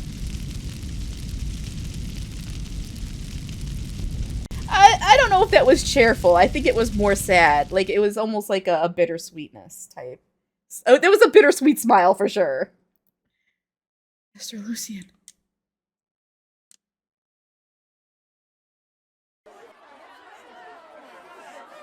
The mood in the venue could not be any more different than when I was executed. Not a single person ridicules the prince's death. All here mourn the loss of a young beacon of hope. What's happening? This can't be happening. This can't be happening. This can't be happening. This can't be happening. This can't be happening. Why? Why did Prince Lucian die? Nothing pointed to this happening, did it? Why did you vote for him? How black are your souls? This wasn't supposed to happen! Eek! Well, he's confessed. Is it any surprise this happened? Is this so hard for you to believe, Orla? Of course it is, I mean... I refuse to believe Prince Lucian was the Membrum. He's an outstanding individual, and he's family besides. I agree with you. Prince Lucian wasn't the Membrum. Inquisitor Lister, I request a continuation of this trial. You want to keep going? Why? We already executed the Membrum. We're out of time. No wonder. These trials are only meant to last an hour. We can't continue. I request an extension too. There's no way he's the Membrum. If it's an extension you want, then you'll have to negotiate with the witch.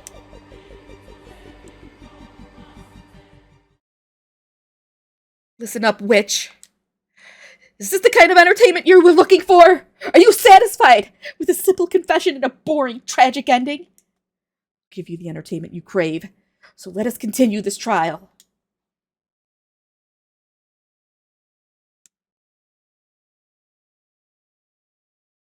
No response. Does that mean we have to end here? No. If the witch was happy with our performance, we'd be back in our world by now. Since we're not, then I can only assume Miss Red's proposal has been accepted. Continue the debate. Oh, no. The witch's tool, Membrum. I had long wondered what it meant to have your heart eaten away by the witch. But Prince Lucian's death has given me a glimpse into the truth. Orla is a victim. Because I left home, Orla had to suffer from her own mother's neglect and abuse. I empathize with her, really. She didn't deserve any of that. A part of me even feels guilty. That being said, I refuse to let the madness you've just shown pass. Orla, you remembered Maya was my maid. Oh, yes, I did. But that's all. I've no reason to kill your maid, sister. Right? But you do have a reason. Maya was my maid. What are you implying? You loved her, did you not? She was the only one of the maids you took when you left home. I would never do something to make you sad. That's exactly why you killed her. You wanted to make me suffer. You wanted to make me suffer. I would never. I love you so much too much to even think about it. Sure you don't mean loathe? How could you say that? What reason would I ever have to loathe you? What reason? I can think of only one.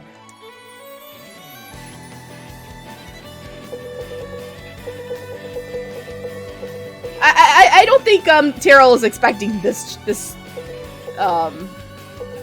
change. Okay, so who missing letter? Oh yeah. So that's it. Okay, I think that's it. No. How do? Oh yeah, the missing letter. Yes. Oh, okay. The very woman. Okay. Oh, okay. Never mind. At least it lets me try something else. Okay, good. No, because it's not the missing letter. It's the It's the abuse. Yeah, it is.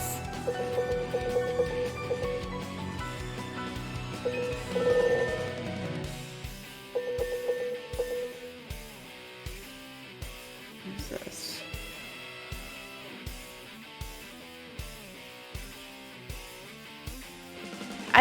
I don't know if there's...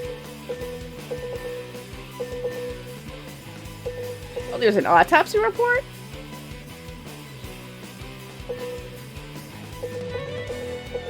I guess I didn't go that far.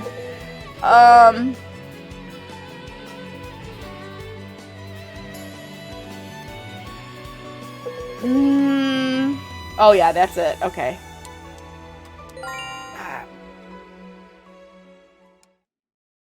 Can I take your silence to mean you believe me? Not at all. Murderer though you may be, I'm reluctant to reveal this particular secret. Unfortunately, I must put on a satisfactory show for the witch.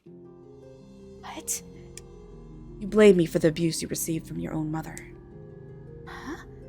Abuse? Mother is Princess Evelina, right?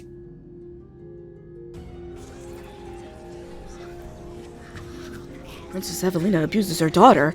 Impossible. I can't believe it. If she says it with such confidence, it can only mean it's true. No! Mother does no such thing! She loves me! I'm her own daughter! Marla's the one being hurt here. So why does she defend that woman? I probably only asked that question because I don't remember my own mother. I can remain far more distant from the issue. For better or for worse, that makes me the best person for this role. Had I remembered at home, I would have been her target. Or have I remained? Had I remained at home, I would have been her target. And I know this because she tormented me up until the moment I ran away. That was, in all likelihood, the happiest time of your life. What difference does that all make? Right now, you are still having to deal with the pain she inflicts on you day after day. Shut up! This is all your fault! You just behaved. I never would have let go of my happiness. You ruined my life! No, I didn't. Your mother did. Mother has done absolutely nothing wrong. It's all my fault. It's because I'm not as beautiful as Mother. It's because I don't have her blonde hair. But I found out what I needed to do. I found out how to make her love me. But you took even that method away from me. I think I know what she's left unsaid. It was this that led her down a slippery slope. Though I've already guessed where this road ends, I carefully lead the jurors along to the final conclusion.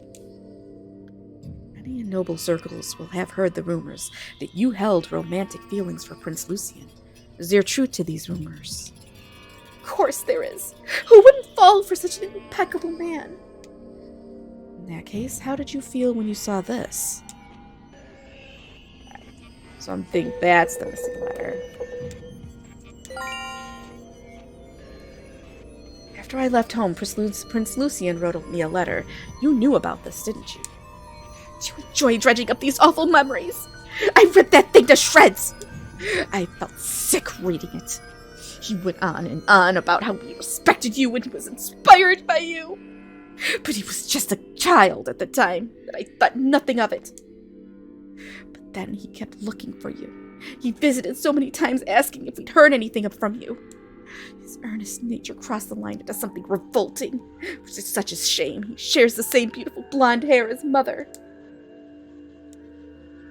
You wanted to brand me as membrum to dislodge me from Prince Lucian's heart. You also wanted me to suffer in the process. Your best option was to kill Maya and set me up as the murderer. Sounds like a sound argument to me, but she did all of that for such a petty reason? I mean, the victim was so brutally killed, she was even dismembered, her limbs hanging everywhere like morbid decorations. Decorated? What do you mean? You need some serious bloodlust to do something so gruesome. It's disgusting. Disgusting, you say? Huh? What, am I wrong? That wasn't the result of bloodlust. It was Orla's... Let's see. Oh, her hobby. Yeah, here we go.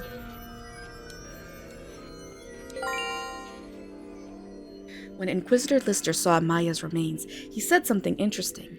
He said her dismembered limbs were arranged carefully around the room. I wasn't sure what he meant at first, but when I think back to the scene, I see he's right. One leg and arm each were hung from the ceiling. Her head was decorated atop a flower vase. Her organs... I snapped my mouth shut. I can't remember any more than that. Every part of her body was carefully and deliberately placed, like they were just another part of the room's decor. I felt sick to my stomach, but in light of your fondness for interior decorating, I suppose that scene is just normal to your eyes. What a shame to think there would be those that couldn't understand that beauty. Taking a deep breath and slowly let it out. So you confess then? Confess. Make it sound like I've done something wrong. All I did was kill a mere servant. Now begin the voting process. May the 300 jurors present choose wisely and justly. Oh boy. Well, the prince had to die for no reason, I guess. Oh, shit. I've done nothing wrong! See? This is BB10. From now on, I'm gonna call him Orla. That's it. He throws people in volcanoes all the time, and he's like, nope, did nothing wrong. I hated her. After all, what else was I to do? It's her fault for doing something that earned my ire. Yes, of course, it's all my sister's fault. A woman is a knight? Give me a break. How dare you be so tall and beautiful? You aren't even mother's child. And then there's Prince Lucian. I loved him so much. So why didn't he feel anything for me? I'll never forgive any of you for this. You should all just die. Oh, Prince Lucian's already dead. Oh, mother. I'm sorry. You're so ugly and stupid. I'm sorry it could be like you. Please stop hitting me. Please, oh my God. No. Please, love me. Orla Linzel neither screams nor begs for her life. She simply continues her search for her mother's love. As she falls to the flaming vortex below. I think BB10 fell asleep. I'm pretty sure of it. It's pretty late for him. I'll never be able to forgive myself for this. If only we'd realized the truth earlier. Prince Lucian would still be with us. That's true, but I still think this is a positive ending. We got the real Membrum after all. I'm sure Prince Lucian is smiling upon us. Thomas, there's something I'd like to confirm with you. Yeah? How did you know the details of Maya's death?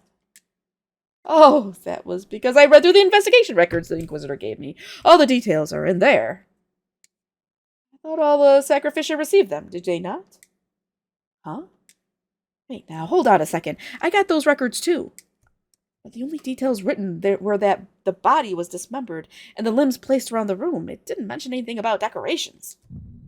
So, why did you know that? The Inquisitor Lister's whip flexes across to hit Thomas. Yet the hit never lands. The whip goes right through him. Ah, I knew Mr. Inquisitor over there figured me out, but I was hoping to keep everyone else in the dark until we were over. Thomas, did something happen to your voice just now? It's awfully different. Guess acting just isn't your thing. Give yourself away, you shitty witch. Says the powerless Inquisitor who couldn't lift a finger even after figuring out who I was.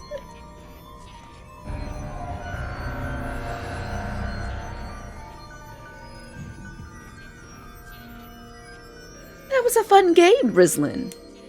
I win. You only won because I granted an extension. But you know what? I'll give you this one. I enjoyed myself. Well, toodaloo.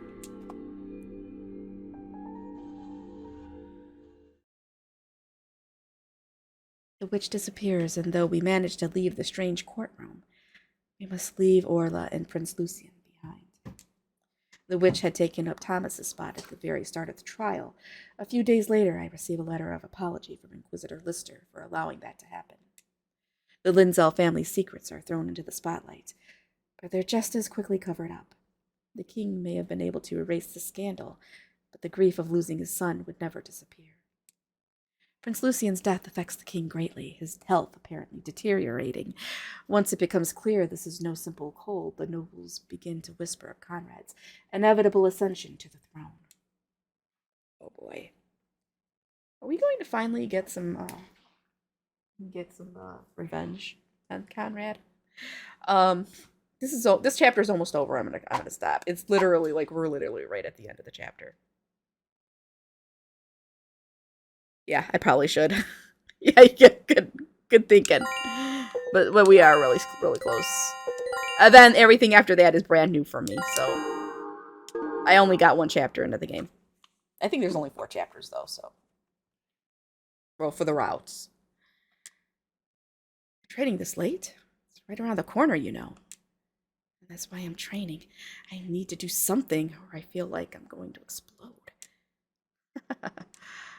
You're surprisingly laid back about this. Aren't you worried? Of course I am. Birth is dangerous for humans and Garudas both. And since Garudas are birds, there's the risk of egg binding. I spend every spare moment praying for a safe birth.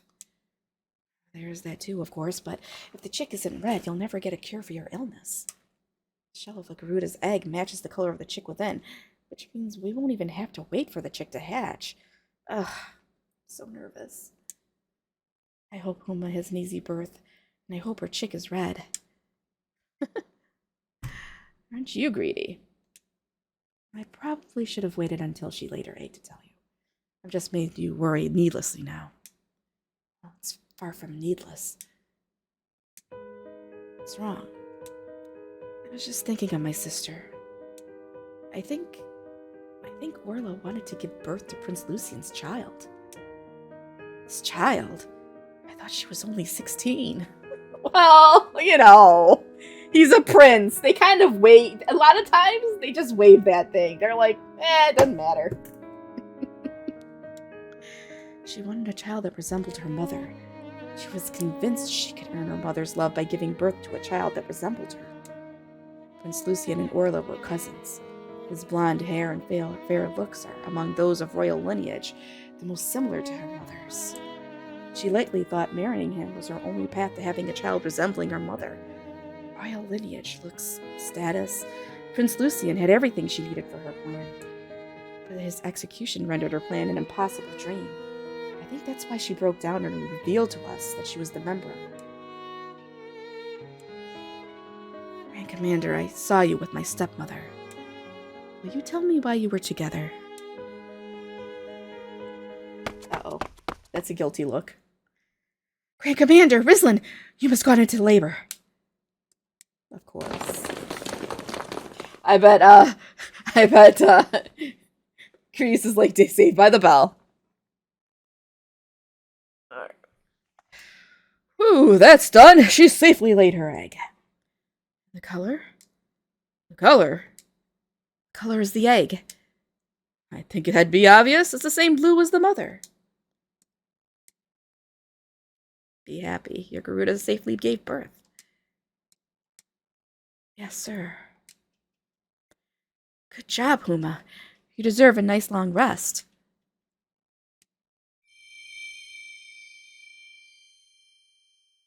What's with this light? Eek! Huma! The light slowly fades away. When I can finally open my eyes, I can't believe what I'm seeing. Huma's covered in blood. Calm down, that's not blood. What's going on here? Huma.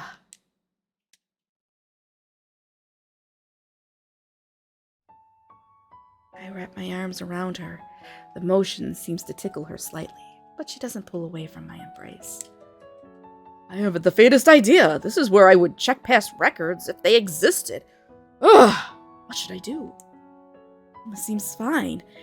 So let's just leave the complicated matters for later. We should celebrate the birth of her chick. Exactly, it's a happy day.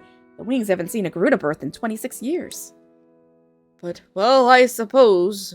Be able to cure your illness like this, right, Grand Commander? Right. Illness? What illness? I never heard anything of the sort. Alright already. I'll explain that later. For now, get all of the knights together. Make sure you grab the ones on leave too. Tonight, we celebrate. Thanks to her victory against the witch, Rislin has regained the retrocognition ability. Retrocognition? What the heck?